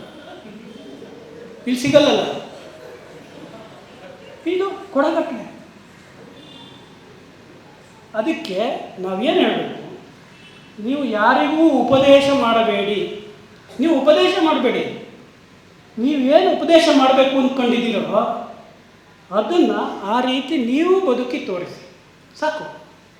ನೀವು ಬದುಕಿ ತೋರಿಸಿದ್ರೆ ಅದು ಮೆಚ್ಚುಗೆ ಆದರೆ, ಸರಿ ಅನಿಸಿದರೆ ನಿಮ್ಮ ಮಕ್ಕಳು ಮಾಡ್ತಾರೆ, ಮೊಮ್ಮಕ್ಕಳು ಮಾಡ್ತಾರೆ, ಸರಿ ಆಗ್ತಾರೆ. ನೀವು ಬೌದ್ಧರು ಯಾಕೆ ಸರಿಯಾಗಿಲ್ಲ? ಅಂಬೇಡ್ಕರ್ ಅವರು ನೀವು ಬುದ್ಧಿಸಮ್ ಅಂತ ಮಾಡಿದ್ರು, ಬೌದ್ಧ ಧರ್ಮಕ್ಕೆ ಮತಾಂತರ ಆದರು ಅಂತ ಸುಮ್ಮನೆ ಸುಳ್ಳು ಹೇಳ್ತಾರೆ. ಮತಾಂತರನೂ ಆಗಿಲ್ಲ, ಏನೂ ಆಗಿಲ್ಲ. ಅವ್ರು ಆಗಿರೋದು ಬೌದ್ಧ ಧರ್ಮದ ಬುದ್ಧನ ಒಂದಷ್ಟು ಉಪದೇಶಗಳನ್ನು ಅವರು ಚೆನ್ನಾಗಿದೆ ಅಂತ ಒಪ್ಕೊಂಡ್ರು ಅಷ್ಟೇ. ಬೌದ್ಧ ಧರ್ಮದ ಯಾವ ಪೂಜಾ ಪದ್ಧತಿಯನ್ನು ಅವರು ಅನುಸರಿಸಿದರು? ತ್ರಿಪಿಟಕಗಳನ್ನು ಅವರು ಒಪ್ಕೊಂಡ್ರ? ಯಾವುದೂ ಮಾಡಿಲ್ಲ. ಇವರೇ ಒಂದು ಸ್ವಂತದ್ದು ಮತ್ತೆ ಅಲ್ಲೊಂದು ಸಪ್ರೇಟು ಒಂದು ನಿಯೋ ಬುದ್ಧಿಸಮ್ ಅಂತ ಮಾಡ್ಕೊಂಡ್ರು. ನಿಯೋ ಬುದ್ಧಿಸಮ್ ಯಾರು ಅಂದರೆ ಈಗ ಹಿಂದೂಗಳನ್ನು ಬೈಯವರೇ ನಿಯೋ ಬುದ್ಧಿಸಮ್. ಅದು ಬಿಟ್ಟು ಅವ್ರಿಗೆ ಬೇರೆ ಏನೂ ಗೊತ್ತಿಲ್ಲ. ಅವ್ರ ಸ್ವಂತ ಸಂಸ್ಕೃತಿ ಇಲ್ಲ, ಸ್ವಂತದೊಂದು ಹಬ್ಬ ಇಲ್ಲ, ವರ್ಷಕ್ಕೊಂದು ಹಿನ್ನೆಲೆ ಇಲ್ಲ, ಇತಿಹಾಸ ಇಲ್ಲ, ಏನೂ ಇಲ್ಲ. ಹಿಂದೂಗಳನ್ನು ಬೈಯೋದು, ದಿನ ಬೆಳಗಾದರೆ ಹಿಂದೂಗಳನ್ನು ಬೈಯೋದು. ಈಗ ಹೆಂಗಿದ್ದಾರೆ ಅಂದರೆ ಅವರು ಇವತ್ತಿಗೂ ಹಂಗೆ ಇದ್ದಾರೆ.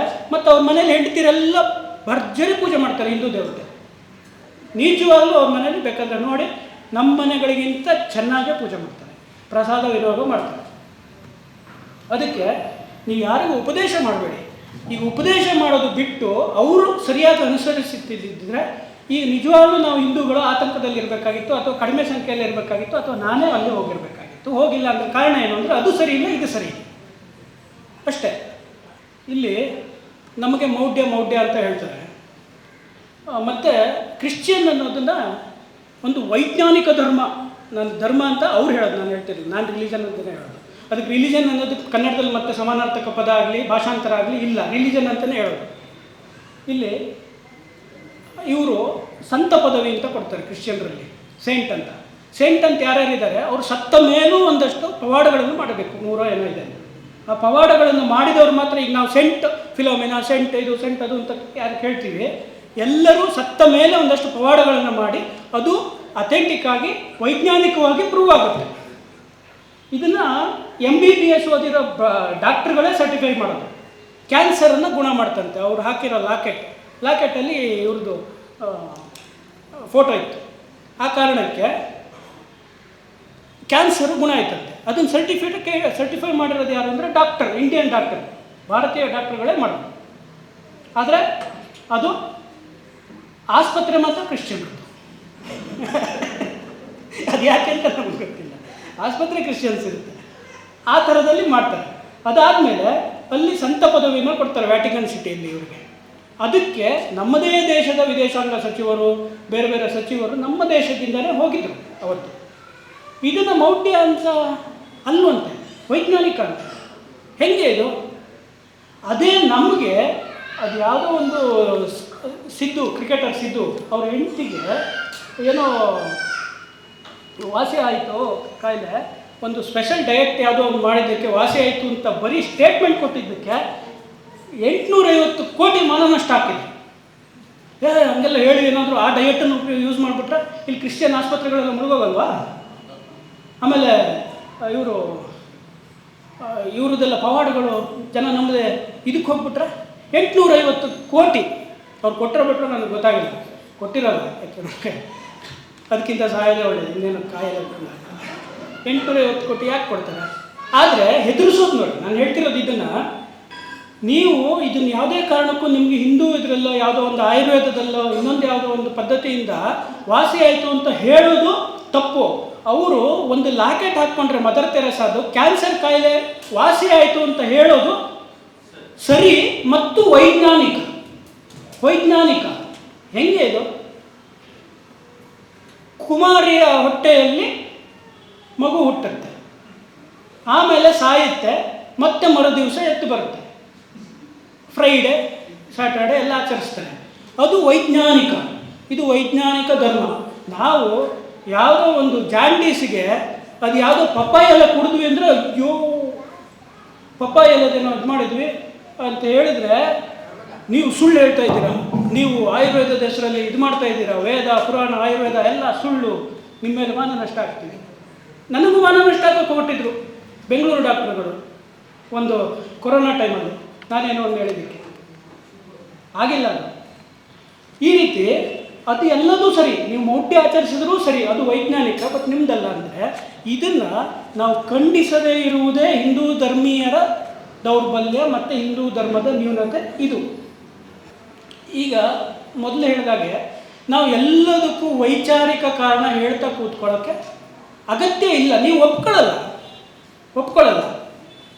ಆ ಕಾರಣಕ್ಕೆ ಅಗತ್ಯ ಇಲ್ಲ ಅಂತ ನಾನು ಹೇಳ್ತೀನಿ. ಈಗ ನಾನು ಒಂದು ಸರಿ ಒನ್ ವೇಯಲ್ಲಿ ಹೋಗ್ತಾ ಇದ್ದಾಗ ಟ್ರಾಫಿಕ್ ಪೊಲೀಸ್ ಹಿಡಿದು, ಅದು ಸ್ವಲ್ಪ ಹತ್ರನೇ ಇತ್ತು, ಆ ಸರ್ಕಲ್ನಿಂದ ಹತ್ರನೇ ಇತ್ತು. ಇಲ್ಲೇ ಹೋಗಿ ಹಿಂಗೆ ತಿರ್ಗೋಣ ಅಂದ್ಕೊಂಡು ಅಲ್ಲೇ ಟರ್ನಿಂಗಲ್ಲೇ ನಿಲ್ಲೋದು ಸಾಮಾನ್ಯ ಯಾರು ಇವರು ಟ್ರಾಫಿಕ್ ಅವರು ಅಂತ ಇದರಲ್ಲೇ ನಿಂತ್ಕೊಳ್ಳೋದು. ಹಿಡಿದ್ರು. ಆವಾಗ ನೀವು ಒನ್ ವೇ ಬರ್ತಿದ್ದೀರಾ, ಲೆಫ್ಟ್ ಸೈಡ್ ಬರಬೇಕು, ರೈಟ್ ಬರ್ತಿದ್ದೀರಾ. ಸರ್ ಯಾಕೆ ಸರ್ ರೈಟ್ ಮಾತ್ರ ಬರಬಾರ್ದು ಅಂತ ಕೇಳಿ. ರೂಲ್ಸು ಸರ್, ರೂಲ್ಸ್ ಸರಿ ಸರ್, ರೈಟ್ ಯಾಕೆ ಬರಬಾರ್ದು, ಲೆಫ್ಟ್ ಯಾಕೆ ಹೋಗಬೇಕು ನಾವು? ರೂಲ್ಸ್ ಸರಿ. ನಮ್ಮ ಅಜ್ಜಿನೂ ಹಂಗೆ ಹೇಳ್ತಿದ್ರು, ಅದೇನೋ ಒಂದು ಮಾಡಬಾರ್ದು ಬೆಳಗ್ಗೆ. ಯಾಕೆ ಅದನ್ನು ಕೇಳೋಂಗಿಲ್ಲ. ಇವ್ರದ್ದು ಅದೇ ಅಲ್ಲ.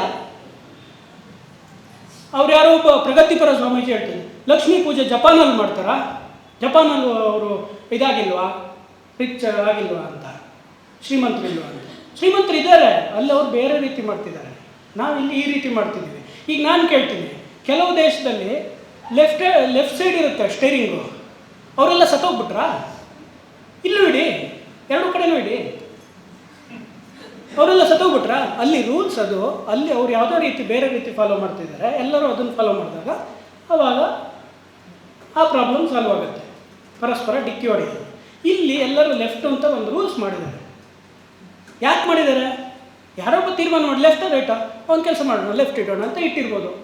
ಇಲ್ಲ ಅದಕ್ಕೇನೋ ಒಂದು ವೈಜ್ಞಾನಿಕ ಕಾರಣನೂ ಇರ್ಬೋದು, ವೈಚಾರಿಕ ಕಾರಣನೂ ನನಗೆ ಗೊತ್ತಿಲ್ಲ. ಟ್ರಾಫಿಕ್ ಪೊಲೀಸಿಗೆ ಗೊತ್ತಿಲ್ಲ, ನನಗೆ ಯಾಕೆ ಗೊತ್ತಿರುತ್ತೆ? ಟ್ರಾಫಿಕ್ ಪೊಲೀಸನ್ನೇ ಕೇಳಿದೆ, ನನಗೆ ಗೊತ್ತಿಲ್ಲ. ಅವನಿಗೆ ರೂಲ್ಸ್ ಸರ್ ಮಾಡಿದ್ದಾರೆ ಸರ್, ಫೈನ್ ಆಗ್ತೀವಿ ಅಂತ. ಒಂದು ದಿವಸ ಇದೇ ಥರ ಚರ್ಚೆ ಯಾವುದೋ ನಡೀತಾ ಇದ್ದಾಗ ಊಟದ ವಿಷಯ ಬಂದರೆ, ನೀವು ಊಟ ಹಂಗೆ ಮಾಡ್ತೀರಾ ಹಿಂಗೆ ಮಾಡ್ತೀರಾ ಅದೆಲ್ಲ ಸರಿ ಇಲ್ಲ, ಬಡವರು ಹೊಟ್ಟೆ ಇಲ್ಲದೆ ಊಟ ಎಲ್ಲಿಗೆ ತೊಗೊಂಡೋಗ್ಬಿಡ್ತಾರೆ.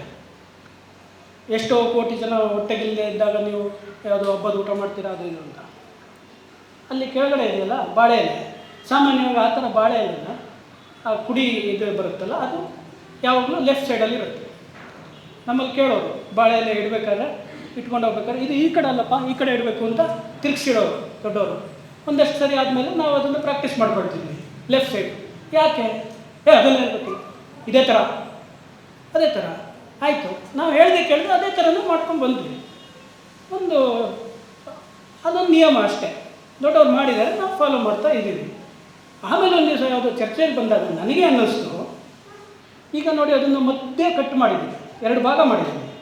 ಯಾವ ಸೈಡಲ್ಲಿ ಜಾಸ್ತಿ ಐಟಮ್ಸ್ ಇದೆ, ಯಾವ ಸೈಡಲ್ಲಿ ಕಡಿಮೆ ಇದೆ? ರೈಟ್ ಸೈಡಲ್ಲಿ ಜಾಸ್ತಿ ಇದೆ. ನಾವು ಯಾವ ಕೈಯಲ್ಲಿ ತಿಂತೀವಿ? ರೈಟ್ ಸೈಡಲ್ಲಿ ತಿಂತೀವಿ. ರೈಟ್ ಸೈಡಲ್ಲಿ ತಿಂದಾಗ ನನಗೆ ಇಷ್ಟು ಈಸಿ, ಜಾಸ್ತಿ. ಲೆಫ್ಟ್ ಸೈಡಿಗೆ ತಿರ್ಸಿಟ್ರೆ ಈ ಕಡೆ ಜಾಸ್ತಿ ಐಟಮ್ ಬರುತ್ತೆ. ನಾನು 50 ಸರಿ ಹಿಂಗೆ ತಿನ್ನಬೇಕು. ಒಂದೊಂದು ನನಗೇನು ತುಂಬ ಉಳಿತಾಯ ಆಗದೆ ಇರ್ಬೋದು, ಒಂದು ಸಣ್ಣ ಉಳಿತಾಯ ಆಯಿತಾ ನನ್ನ ಶಕ್ತಿಲಿ, 1 ಕ್ಯಾಲರಿ ಉಳಿತಾ, ಇನ್ನೊಂದು ಅರ್ಧ ಮೈಸೂರು ಪಾಕ್ ಹಾಕೋಬೋದಾ?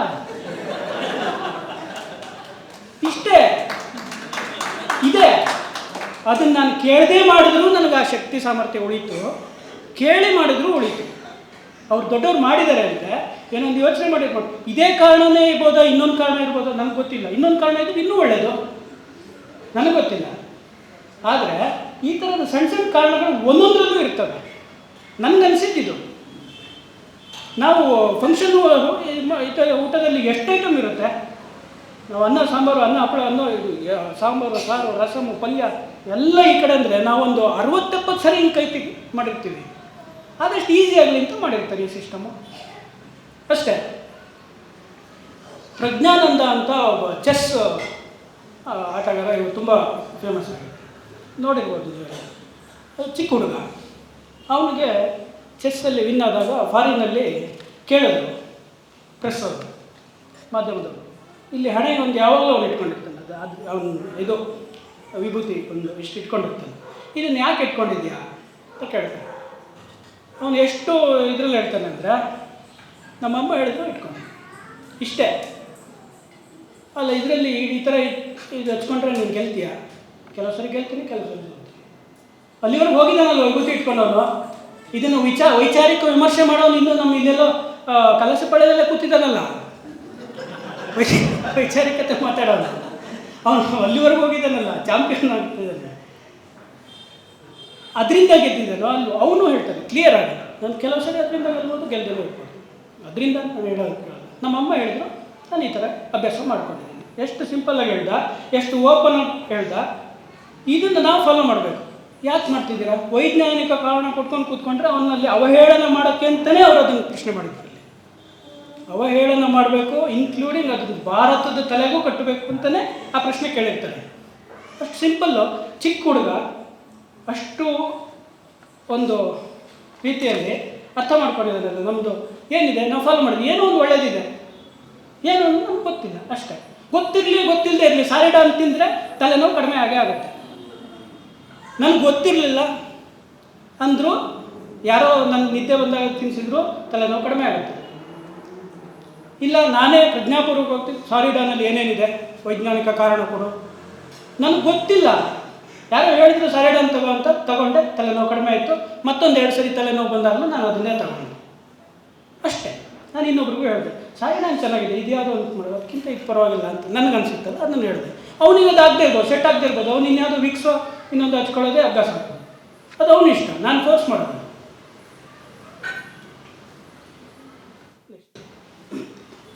ಈಗ ನಮ್ಮದು ಇನ್ನೊಂದು ರೀತಿಯ ಪ್ರಯೋಗನ ನಾವು ಶುರು ಮಾಡಿದ್ವಿ.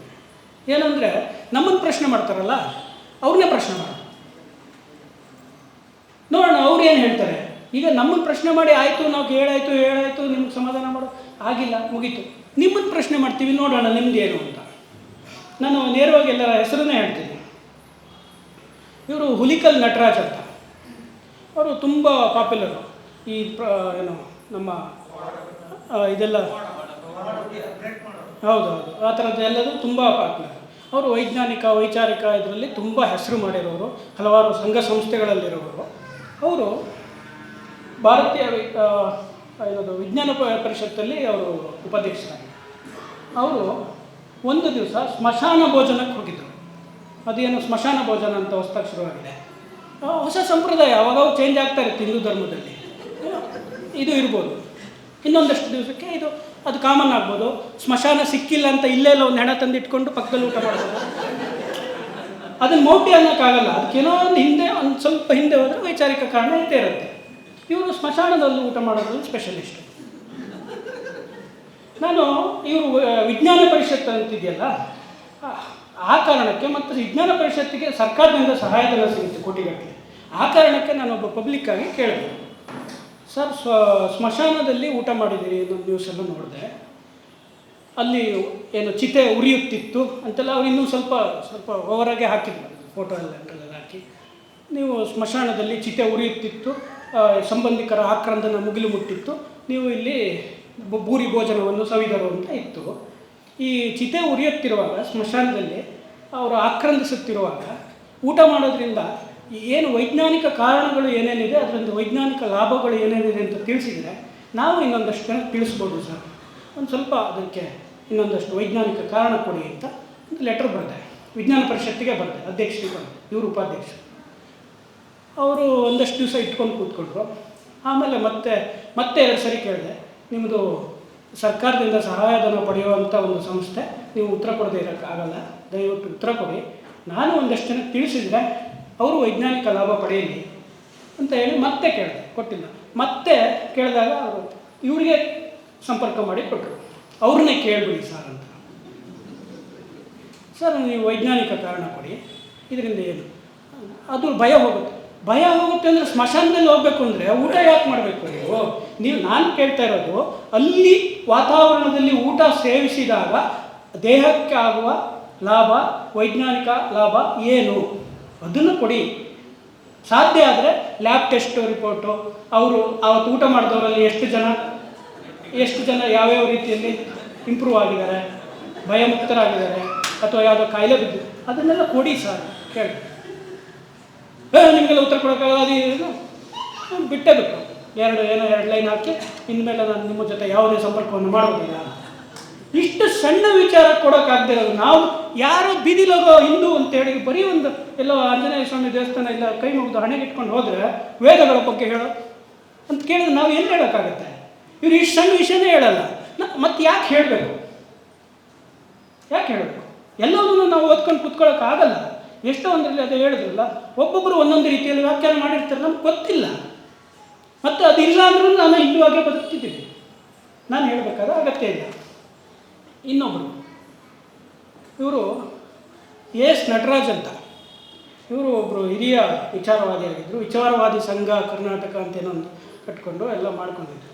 ಆವಾಗ ಪದೇ ಟಿ ವಿ ಡಿಬೇಟಲ್ಲೆಲ್ಲ ಬರೋರು. ಯಾವಾಗಲೂ ಹತ್ತತ್ರ 1,000 ಟಿ ವಿ ಡಿಬೇಟ್ಸ್ ಮಾಡಿದ್ದಾರೆ ಹಿಂದೂಗಳ ಅವೈಜ್ಞಾನಿಕತೆ, ಮೌಢ್ಯತೆ ಬಗ್ಗೆ ಮಾಡಿದ್ದಾರೆ.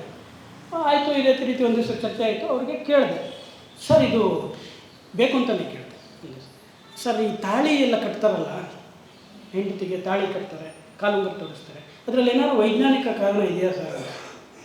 ಅವರು ವೈಜ್ಞಾನಿಕ ಕಾರಣವೂ ಇಲ್ಲ, ಏನಿಲ್ಲ, ಹಿಂದುತ್ವವಾದಿಗಳು ಅದು ಇದು, ಹಿಂದುತ್ವವಾದಿಗಳು ಮಹಿಳೆಯರನ್ನು ಗುಲಾಮರನ್ನಾಗಿ ಮಾಡಿಕೊಳ್ಳುವುದಕ್ಕೆ ಕಟ್ಟುವುದು ತಾಳಿ, ಆ ಥರ ವೈಜ್ಞಾನಿಕ ಕಾರಣಗಳೇನಾದ್ರು ಇದ್ದರೆ ಅದು ಗಂಡಸರಿಗೂ ಕಟ್ಟಿ ವೈಜ್ಞಾನಿಕ ಲಾಭಗಳು ಗಂಡಸರಿಗೂ ಸಿಗಲಿ ಅಂತ ಹೇಳಿದ್ರು. ಸರಿ ಸರ್ ಆಯಿತು ಅಂತ ಹೇಳಿದೆ. ನೆಕ್ಸ್ಟ್ ಡೇ ಏನು ಮಾಡಿದೆ, ಸೋಷಿಯಲ್ ಮೀಡಿಯಾದಲ್ಲಿ ಅವ್ರದ್ದೇ ಒಂದು ಫೋಟೋ ಹಾಕ್ದೆ, ಜೊತೆಗೆ ಅವ್ರ ಹೆಂಡತಿ ತಾಳಿ ಕಟ್ಕೊಂಡ್ಬಿಟ್ಟಿದ್ದಾರೆ. ಯಾರು ಕಟ್ಟಿದ್ರು ಸರ್ ಇವರು? ನಿಮಗೆ ಇಷ್ಟೊಂದು ವೈಜ್ಞಾನಿಕತೆ ಇದೆ, ನೀವು ಕಟ್ಟಿರೋದು ಸಾಧ್ಯ ಇಲ್ಲ. ಒಂದು ವೇಳೆ ತಾಳಿಯಲ್ಲಿ ವೈಜ್ಞಾನಿಕತೆ ಇದ್ದಿದ್ರೆ ಒಂದು ನೀವು ಕಟ್ಕೊಳ್ತಾ ಇದ್ದೀರಿ, ನಿಮಗೂ ಆ ವೈಜ್ಞಾನಿಕ ಲಾಭ ಸಿಗಲಿ ಅಂತ ನೀವು ಕಟ್ಕೊಳ್ತಾ ಇದ್ದೀರಿ, ಅದು ನೀವು ಕಟ್ಟಿಲ್ಲ. ಮತ್ತು ಹೆಂಡತಿಯನ್ನು ಗುಲಾಮರನ್ನಾಗಿ ಮಾಡುವ ಹಿಂದೂ ಕೂಡ ನೀವಲ್ಲ. ಯಾರು ಕಟ್ಟಿದ್ರು ಸರ್ ಇದನ್ನು ಅಂತ ಈ ಫೋಟೋ ಹಾಕ್ತಾರೆ, ಪಬ್ಲಿಕಲ್ಲಿ ಹಾಕ್ತಾರೆ. ಬ್ಲಾಕ್ ಮಾಡಿದ್ರು ಫೇಸ್ಬುಕ್ಕಲ್ಲಿ, ಆಮೇಲೆ ಅದೇನೋ ಗ್ರೂಪಿಂದ ಕಿತ್ತಾಕಿದ್ರು. ಅದಾದಮೇಲೆ ಇಲ್ಲಿ COD ಆಫೀಸಿಗೆ ಹೋಗ್ತಾ ಇದ್ದೀನಿ, ನನ್ನ ಹೆಂಡತಿ ಫೋಟೋ ಹಾಕಿದೆಯಲ್ಲ, ಬೇರೆ ಏನೂ ಸಿಕ್ಕಿಲ್ಲ ಅಂತ. ನಾನು ಹೇಳಿದೆ, ನಿಮ್ಮ ಹೆಂಡತಿ ಫೋಟೋ ಹಾಕಿರೋದು ಏನಕ್ಕೆ ಅಂದರೆ ನಮ್ಮ ಚರ್ಚೆಯ ವಿಷಯದಲ್ಲಿ ಈ ವಿಚಾರವಾಗಿ ಏನು ಬಂದಿದೆ ಇದೇ ಚರ್ಚೆ ಉದ್ದೇಶಕ್ಕೆ ಹಾಕಿರೋದು ಬಿಟ್ಟರೆ ನಾನು ಇದನ್ನು ಎಡಿಟ್ ಮಾಡಿಲ್ಲ, ಮಾರ್ಕ್ ಮಾಡಿಲ್ಲ, ಏನೂ ಮಾಡಿಲ್ಲ. ನಾನು ಬರ್ತೀನಿ COD ಆಫೀಸಲ್ಲಿ ನನಗೆ ಯಾರೋ ಪರಿಚಯದವ್ರು ಅವ್ರು ಲಾಯರಿಂದ ಫೋನ್ ಮಾಡಿಸಿದ್ರು, ನಿನ್ನ ಹಂಗೆ ಮಾಡ್ತೀನಿ ಹಿಂಗೆ ಮಾಡ್ತೀನಿ. ಸರ್ ಒಂದೇ ಒಂದು ಪ್ರಶ್ನೆ ನನಗೆ ಕೇಳಿದಾಗ ನಾನು 2 ವರ್ಷ ಸಹಿಸ್ಕೊಂಡಿದ್ದೀನಿ, 2 ವರ್ಷ ಉತ್ತರ ಕೊಟ್ಟಿದ್ದೀನಿ. ಮಧ್ಯೆ ಯಾವಾಗಲೂ ಮೆಸೇಜ್ ಮಾಡಿದಾಗ ಫೋನ್ ಮಾಡಿದಾಗ ಒಂದೇ ಒಂದು ಪ್ರಶ್ನೆಗೆ COD ಆಫೀಸಲ್ಲಿ ಯಾರೋ ಪರಿಚಯ ಇದ್ದಾರೆ ಅಂತ COD ಅವ್ರು ಕೇಸ್ ತಗೊಳ್ತಾರೆ. ಅವ್ರದ್ದು ಎಲ್ಲಿ ಹೋಗ್ಬೇಕು ಅನ್ನೋದು ಗೊತ್ತಿಲ್ಲ. ವೈಜ್ಞಾನಿಕತೆ ಬಗ್ಗೆ ಮಾತಾಡ್ತಾರೆ. ಯಾವ ಪೊಲೀಸ್ ಸ್ಟೇಷನ್ಗೆ ಸೈಬರ್ಗೆ ಹೋಗ್ಬೇಕೋ ಇದು ಹೋಗ್ಬೇಕು ಅಂತ ಗೊತ್ತಿಲ್ಲ. ಹತ್ತಿರ 1000 ಒಂದು ಪೋಸ್ಟ್ ಹಾಕ್ಬಿಟ್ಟಿದ್ರು, ಮುಂದಿನ ಇನ್ನು ಎಷ್ಟೋ ದಿವಸದಲ್ಲಿ ನಂದು 1000 ಡಿಬೇಟ್ ಆಗುತ್ತೆ ಅಂತ TV. ಅಂಥವ್ರಿಗೆ ತಾವು ಯಾಕೆ ತಾಳಿ ಕಟ್ಟಿದ್ದೀರಿ ಅಂತ ಗೊತ್ತಿಲ್ಲ. ಅದು ಯಾರೂ ತಾಳಿ ಕಟ್ಟಬಾರ್ದು ಅಂತ ಹೇಳ್ತಾರೆ. ಇವ್ರು ಶಾಸ್ತ್ರೋಕ್ತ ಕಟ್ತಾರೆ. ಆಮೇಲೆ ಹಿಸ್ಟ್ರಿ ತೆಗೆದು ನೋಡಿದ್ರೆ ಇವ್ರ ಅಣ್ಣ ಊರಲ್ಲಿ ನಾಗದೇವನ ಪಾತ್ರೆ ಅಂತೆ, ಅದೇನೋ ನಾಗದೇವ್ರದ್ದು ಪೂಜೆನ ಏನೋ ಮಾಡೋದಂತೆ. ಇವ್ರ ಫ್ಯಾಮಿಲಿಯವರೆಲ್ಲರೂ ಸರಿ ಇದ್ದಾರೆ, ಇವರು ಎಲ್ಲರೂ ಪೂಜೆ ಮಾಡ್ತಾರೆ, ಅವರೆಲ್ಲರಿಗೂ ಪುಣ್ಯ ಬೇಕು, ನಮಗೆ ಬೇಡ. ಹೆಂಗಿದು? ನಾನೇನು ಅಂದರೆ ಪ್ರಶ್ನೆ ಮಾಡೋದು, ಉತ್ತರ ಕೊಡೋದು ನಿಲ್ಲಿಸಿ ಪ್ರಶ್ನೆ ಮಾಡಿ. ಈಗ ಸದ್ಯಕ್ಕಿರೋದು ನಮ್ಗೆ ಆಪ್ಷನ್ ಇದು ಒಂದೇ, ಉತ್ತರ ಕೊಡೋದು ನಿಲ್ಲಿಸಿ. ಯಾಕೆಂದರೆ ನೀವು ಒಪ್ಪಲ್ಲ. ಪ್ರಶ್ನೆ ಮಾಡಿ. ಡಿಸ್ಕನೆಕ್ಟ್ ಆಯಿತು. ಈಗ ನೆಮ್ಮದಿಯಾಗಿದ್ದೀನಿ ನಾನು, 2-3 ವರ್ಷ ಆಯಿತು. ಅವ್ರು ಯಾವುದೇ ರೀತಿಯಲ್ಲೇ ಇಲ್ಲ. ನೆಕ್ಸ್ಟ್ ಇನ್ನೊಬ್ಬರು ಯಾರಿಗಾದ್ರೂ ಬೇಸರ ಆಗ್ಬೋದು, ಇವರು ಅಭಿಮಾನಿಗಳು ಇರ್ಬೋದು. ಇವರು TN ಸೀತಾರಾಮನ್ ಅಂತೇಳಿ ಯಾವುದೋ ಒಂದು ಒಂದು ಡ್ರಾಮಾ ಜೂನಿಯರ್ಸ್ ಅಂತ ಒಂದು ಇದು ಬರ್ತಾಯಿತ್ತು ರಿಯಾಲಿಟಿ ಶೋ. ಅಲ್ಲಿ ಪೂಜೆ ಅನ್ನೋದನ್ನು ತುಂಬ ಕೆಟ್ಟದಾಗಿ ತೋರಿಸೋ ಒಂದು ಸ್ಕಿಟ್ ಅದು. ತುಂಬ ಕೆಟ್ಟದಾಗಿ ಪೂಜೆ ಅನ್ನೋದು ಎಲ್ಲ ಮಾಡೋದು, ಹೋಮ ಮಾಡೋದು ಎಲ್ಲ ದೋಚಕ್ಕೋಸ್ಕರ ಅನ್ನೋ ಥರದ್ದು ಒಂದು ಸ್ಕಿಟ್ ಅದು. ಎಲ್ಲ ದೋಚ್ಕೊಂಡು ಹೋಗೋದು, ಇದು ಮಾಡೋದು, ಹಾಸ್ಯ ಇದು ಅಂತ ಮಕ್ಕಳ ಕೈಯಲ್ಲಿ. ಇವರು ಜೋರಾಗಿ ಕ್ಲಾಪ್ಸ್ ಹೊಡೆದು ನೀವು ತುಂಬ ಟ್ಯಾಲೆಂಟ್ ಇದೆ ಅದು ಇದೆ ತಂದರು. ಅದಾದಮೇಲೆ ನಾನೊಂದು ದಿವಸ ಅವ್ರಿಗೆ ಮೆಸೇಜ್ ನಾನೊಂದು ಸ್ಕಿಟ್ ಬರೆದು ಸೋಷಿಯಲ್ ಮೀಡ್ಯಾದಲ್ಲಿ ಹಾಕ್ತೆ. ಆ ಸ್ಕಿಟ್ಟಲ್ಲಿ ಏನು ಅಂದರೆ, ಒಬ್ಬ ಬಡ ಬ್ರಾಹ್ಮಣ ಇರ್ತಾನೆ, ಗೌರಿಬಿದನೂರು ಹತ್ರನೋ ಎಲ್ಲೋ ಇರ್ತಾನೆ. ಅವನು ಪೂಜೆ ಮಾಡೋದ್ರ ಜೊತೆಗೆ ಒಂದು 3/4 ಎಕರೆ ಜಮೀನು ಇಟ್ಕೊಂಡು ಸ್ವಂತ ಅವನೇ ಉದ್ಯೋಗ ಇದು ಮಾಡಿ ಕೃಷಿ ಮಾಡಿ ಎಲ್ಲ ಮಾಡಿ ಮಕ್ಕಳನ್ನು ಓದಿಸ್ತಾನೆ. ಓದಿಸಿದ್ಮೇಲೆ ಅವ್ರು ಏನು ಮಾಡ್ತಾರೆ, ಅನ್ನ ಕೊಡೋದು ಕೃಷಿ ಅಲ್ಲ, ನಾಟಕಗಳು.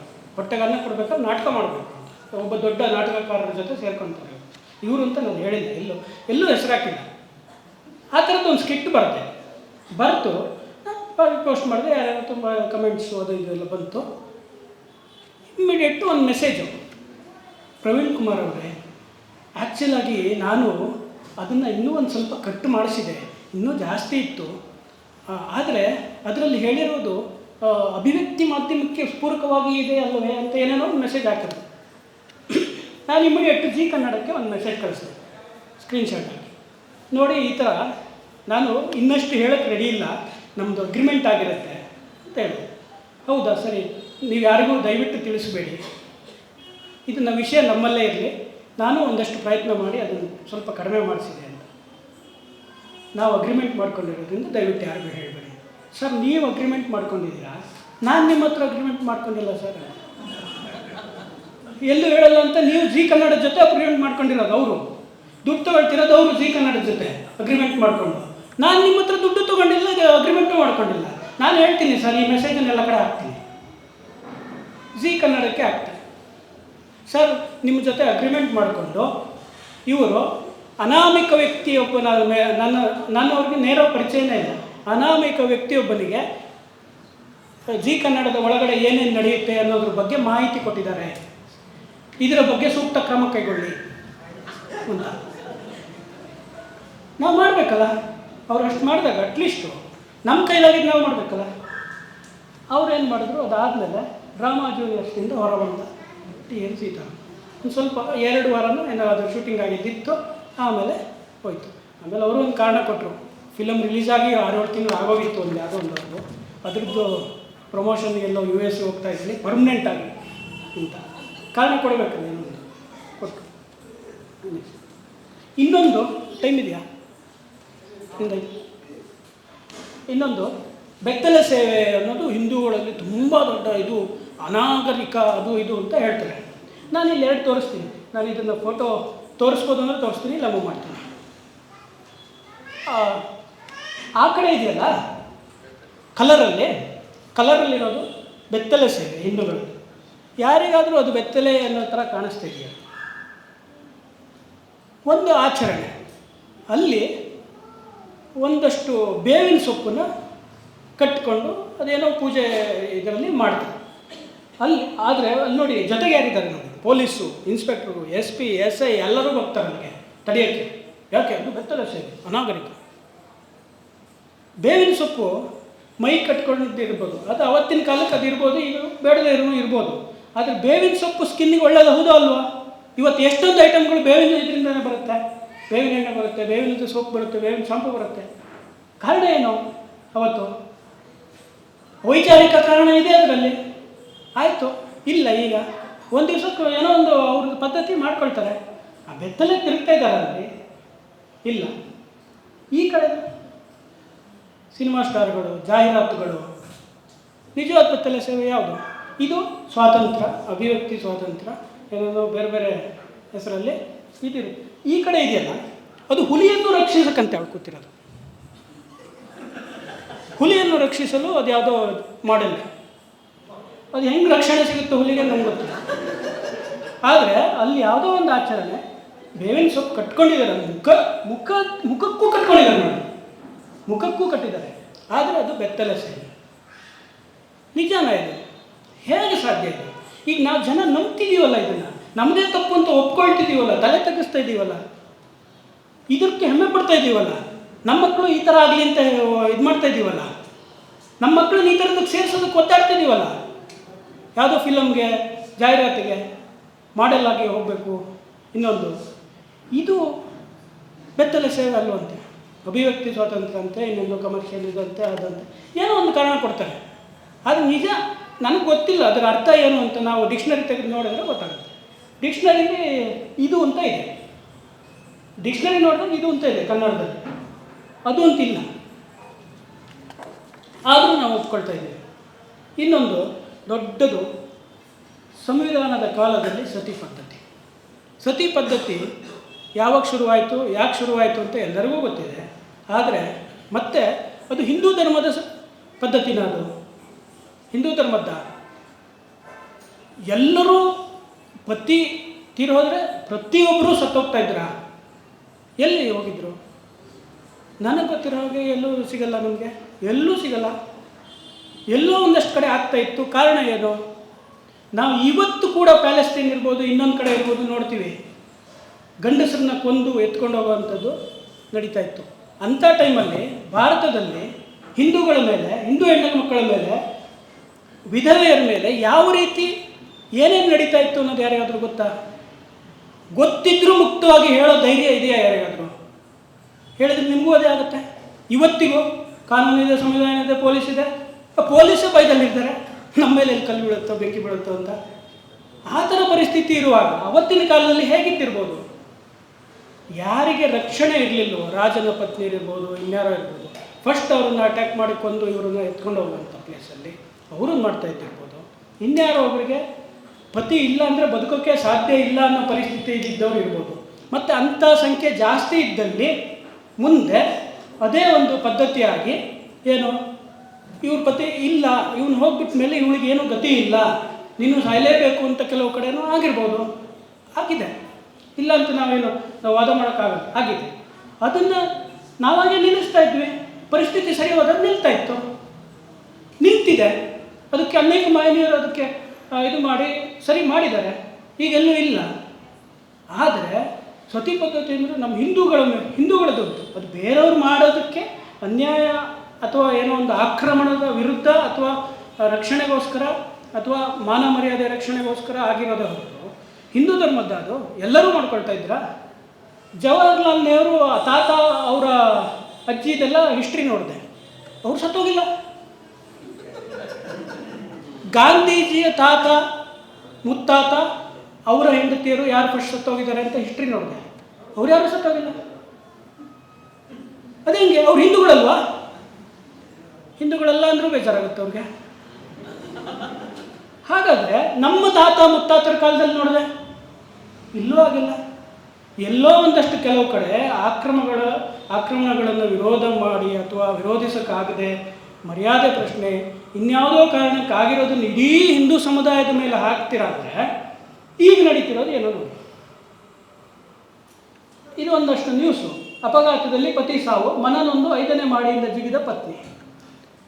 ಪತಿ ಸತ್ತೋದಾಗ ರಕ್ಷಣೆ ಇಲ್ಲ, ಇನ್ನೇನೋ ಒಂದು ಕಾರಣಕ್ಕೆ ನಾನಿನ್ನು ಬದುಕೋಕ್ಕಾಗಲ್ಲ ಅಂತ ಪತ್ನಿ ಸತ್ತೋಗಿದ್ದಾಳೆ. ಇದೆಲ್ಲ ಬೆಂಗಳೂರು, ಮೈಸೂರು. ಇವತ್ತು ಈ ತಿಂಗಳದ್ದು ನಾನು ಬೇಕಾದರೆ 10, 20, 30 ಬರೀ ಬೆಂಗಳೂರಲ್ಲಿ ನಾನು ತೆಕ್ಕೊಡ್ತೀನಿ. ಅಪಘಾತದಲ್ಲಿ ಪತಿ ಸಾವು, ಮನನೊಂದು ಪತ್ನಿ ಆತ್ಮಹತ್ಯೆ. ಪತಿ ಸಾವಿನೊಂದಿಗೆ ಇನ್ನೊಂದು ಪತ್ನಿ ಆತ್ಮಹತ್ಯೆ. ಇದು ಸತಿ ಪದ್ಧತಿನೇ ಅಲ್ವಾ? ಈಗ ನಾವು ಅಷ್ಟೆಲ್ಲ ಆಯಿತು, ಅವತ್ತಿನ ಕಾಲದಿಂದ ಹಿಂದೂಗಳ ಮೇಲೆ ಹಾಕಿ ನಾವು ತಲೆ ತಗ್ಸಿದ್ವಿ, ಹಿಂದೂಗಳ ಒಂದು ಘೋರ ಕೃತ್ಯ ಅದು ಇದು ಅಂತ. ಈಗ ಸಂವಿಧಾನದ ಮೇಲೆ ಹಾಕಿ, ಸಂವಿಧಾನ ಕಾಲದಲ್ಲಿ ಸತಿ ಪದ್ಧತಿ ಅಂತ ಒಂದು ಪಾಠ ಬರೆಸಿ, ಮಕ್ಕಳಿಗೆ ಓದಿಸಿ, ಮಾರ್ಕ್ಸ್ ಕೊಡಿ. ಸತಿ ಪದ್ಧತಿ ಇತ್ತು ಅಂತ ಬರೆದವನಿಗೆ ಮಾತ್ರ ಮಾರ್ಕ್ಸ್ ಕೊಡಿ, 5 ಮಾರ್ಕ್ಸು. ಸತಿ ಪದ್ಧತಿ ಸಂವಿಧಾನದಲ್ಲಿ ಇರಲೇ ಇಲ್ಲ ಅಂತ ಬರೆಯೋನಿಗೆ 0 ಕೊಡಿ. ಕೊಡ್ತೀರಾ? ನಿಮಗೆ ಬೇಕಾದಂಗೆ ಹಿಂದೂಗಳ ಮೇಲೆ ಹಾಕೋಕ್ಕೆ ಮಾತ್ರ ಮಾಡ್ತೀರಾ. ಸಂವಿಧಾನದ ಮೇಲೆ ಹಾಕಿ. ಈಗ ಸಂವಿಧಾನ ಕಾಲದಲ್ಲಿ ಇದೀವಲ್ಲ, ಸತಿ ಪದ್ಧತಿ ಆಗ್ತಾ ಇದೆಯಲ್ಲ. ಅವತ್ತು ಚಿತೆ ಬೆಂಕಿ ಉರಿಸಿ ಚಿತೆ ಮೇಲೆ ಹಾರ್ತಾ ಇರ್ಬೋದು, ಇವತ್ತು ವಿದ್ಯುತ್ ಚಿತಾಗಾರ ಆಗಿದೆ, ಹಂಗಾಗಿ ನುಗ್ಗೋಕ್ಕಾಗಲ್ಲ, ಬೇರೆ ಕಡೆ ಹಾರ್ತಾರೆ ಅಷ್ಟೇ ತಾನೇ. ಆದರೆ ಸಾವೇ, ಬದುಕೋಕ್ಕಾಗದೇ ಇರೋ ಕಾರಣಕ್ಕೆ ಸಾವು, ಪತಿ ಸತ್ತಿದ್ದಕ್ಕೆ ಮಹಿಳೆ ಸಾವು ಆಗ್ತಾ ಇದೆಯಲ್ಲ. ಇದನ್ನು ಯಾಕೆ ಹೇಳಲ್ಲ? ನಾನು ಪ್ರಶ್ನೆ ಮಾಡ್ತೀನಿ. ಕೋರ್ಟಲ್ಲಿ ಬೇಕಾ ಪ್ರಶ್ನೆ ಮಾಡೋಣ, ಪಠ್ಯಪುಸ್ತಕ ಸಮಿತಿ ಮುಂದೆ ಹೋಗಿ ಹೇಳ್ಬೇಕಾ ಇದನ್ನೊಂದು ಸೇರಿಸಿ ಪಾಠ ಅಂತ, ನಾನು ಬರ್ತೀನಿ, ಹೋಗೋಣ. ಅದಕ್ಕೆ ನಾನು ಈ ವಿಷಯದಲ್ಲಿ ಹೇಳೋದು ಅಂದರೆ, ನ್ಯೂನತೆಗಳು ಇರುವುದು ನಮ್ಮ ಧರ್ಮದಲ್ಲಲ್ಲ. ಹಿಂದೂ ಧರ್ಮದಲ್ಲಿ ಯಾವುದೇ ನ್ಯೂನತೆ ಇಲ್ಲ. ಇದ್ದರೂ ಕಾಲಕ್ಕೆ ಸರಿಪಡಿಸಿಕೊಳ್ಳುತ್ತೇವೆ, ಮತ್ತು ಸರಿಪಡಿಸುವವರು ಯಾರೋ ಒಬ್ಬರು ಬಂದೇ ಬರ್ತಾರೆ, ಅವರು ಸರಿ ಮಾಡೇ ಮಾಡ್ತಾರೆ. ಅವರ ನೇತೃತ್ವದಲ್ಲಿ ನಾವು ಸರಿ ಆಗ್ತಾನೆ ಹೋಗ್ತೀವಿ. ಸರಿಯಾಗುವುದು ಅಂತ ಯಾವುದು, ರಿಪೇರಿ ಆಗುವುದು ಅಂತ ಯಾವುದು ಇರುತ್ತೆ, ಅದು ಯಾವತ್ತೂ ಹಾಳಾಗೋದಿಲ್ಲ. ಹಾಳಾಯಿತು ಅಥವಾ ಅದು ನ್ಯೂನತೆ ಅಂತ ಹೇಳಲ್ಲ. ರಿಪೇರಿ ಹೋಗಿದೆ. ನನ್ನ ರೇಡಿಯೋ ಇದೆ ಫಿಲಿಪ್ಸು, ಇವತ್ತಿಗೂ ರಿಪೇರಿ ಮಾಡ್ತಾ ಇದ್ದೀನಿ. Use and throw, China made ಅಲ್ಲ ನಾನು, ಈಗ ಮಾಡ್ತಿದ್ದೀನಿ. ಮತ್ತೆ ಹೋಯ್ತು ರಿಪೇರಿಗೆ. HMT ವಾಚು ಮೊನ್ನೆ ಕೀ ಕೊಟ್ಟೆ ನಡೀತಾ ಇದೆ. 12 ವರ್ಷ ಆಗಿತ್ತು ಬೀರಲ್ಲಿಟ್ಟು, ನಡೀತಾ ಇದೆ. ಆಮೇಲೆ ಒಂದು ಸ್ವಲ್ಪ ಏನೋ ಇದಾಯಿತು, ಅದೇನೋ ಒಂದು ಸರಿ ಚೆಕ್ ಮಾಡಿಸಿ ಅದೇನೋ ಆಯಿಲಿಂಗ್ ಇದು ಮಾಡಿಸಿದ್ವಿ, ನಡೀತಾ ಇದೆ. ಅಂದರೆ ರಿಪೇರಿಗೆ ಬರುತ್ತೆ. ಇದು ನಮ್ಮದು ರಿಪೇರಿಗೆ ಬರುತ್ತೆ ಅಂದಮೇಲೆ ಅದು ನ್ಯೂನತೆ ಅಲ್ಲ. ಅವಾಗ ರಿಪೇರಿ ಆಗುತ್ತೆ. ನಾನು ಒಂದು 6 ತಿಂಗಳು ಬಿಟ್ಟು ರಿಪೇರಿಗೆ ಕಳಿಸ್ಬೋದು, ಇಲ್ಲ ಅವನು ರಿಪೇರಿ ಕೊಟ್ಟವನೇ ಒಂದು ವಾರ ಲೇಟ್ ಮಾಡ್ಬೋದು, ಬಟ್ ರಿಪೇರಿ ಆಗುತ್ತೆ. ನಮ್ಮಲ್ಲಿ ಯಾವುದೇ ನ್ಯೂನತೆ ಇಲ್ಲ. ಹಾಗಾಗಿ ಈ ವೈಚಾರಿಕ ಸಮರ ಅಂತ ನಮ್ಮ ಮೇಲೆ ಏನು ಸಾರಿದ್ದಾರೆ, ಅದರ ಮೇಲೆ ವೈಚಾರಿಕ ಸಮರಕ್ಕೆ ಸಜ್ಜಾಗೋಣ, ಒಂದುಗೂಡೋಣ. ನಾವೆಲ್ಲ ಇದರಲ್ಲಿ ಒಟ್ಟಾಗಿರೋಣ, ಒಟ್ಟಾಗೇ ಮಾಡಬೇಕು. ಯಾಕೆಂದರೆ 10 ಜನ ಹೇಳಿದ್ದಕ್ಕೆ ವ್ಯಾಲಿಡ್. 10 ಜನ ಸುಳ್ಳು ಹೇಳಿದರೆ ಸುಳ್ಳೇ ಸತ್ಯ ಆಗುತ್ತೆ. ನಾವು ಸತ್ಯನ 10 ಜನ ಸೇರಿ ಹೇಳೋಣ. ಮತ್ತು ಅನಗತ್ಯ ಮತ್ತು ದುರುದ್ದೇಶಪೂರಿತ ಪ್ರಶ್ನೆಗಳಿಗೆ ಉತ್ತರಿಸದಿರೋಣ. ನಾನು ಉತ್ತರ ಕೊಡಲ್ಲ. ಈಗ ನೀವೇ ಯಾರೋ ಒಬ್ಬರು ನಿಮ್ಮಲ್ಲಿ ಎದ್ದು ಪ್ರಶ್ನೆ ಕೇಳಿದರೆ, ನನಗೆ ಗೊತ್ತಾಗಿದ್ದರೆ ಅಥವಾ ಹೇಳಬೇಕು ಅನಿಸಿದರೆ ಹೇಳ್ತೀನಿ, ಇಲ್ಲ ಅಂದರೆ ನನಗೆ ಉತ್ತರ ಕೊಡಲ್ಲ ಅಂತೀನಿ. ಕೊಡಲ್ಲ ಅಷ್ಟೇ. ನಿನಗೆ ಉತ್ತರ ಕೊಡೋ ಅಗತ್ಯ ನನಗಿಲ್ಲ. ಇದು ನನ್ನ ಅಭಿಪ್ರಾಯ. ಏನಾದರೂ ತಪ್ಪುಗಳಾಗಿದ್ದರೆ ಅಥವಾ ಯಾರಿಗಾದರೂ ಬೇಸರ ಆಗಿದ್ದರೆ ದಯವಿಟ್ಟು ಕ್ಷಮಿಸಿ. ಒಂದು ಅವಕಾಶಕ್ಕಾಗಿ ಮತ್ತೊಮ್ಮೆ ಧನ್ಯವಾದ.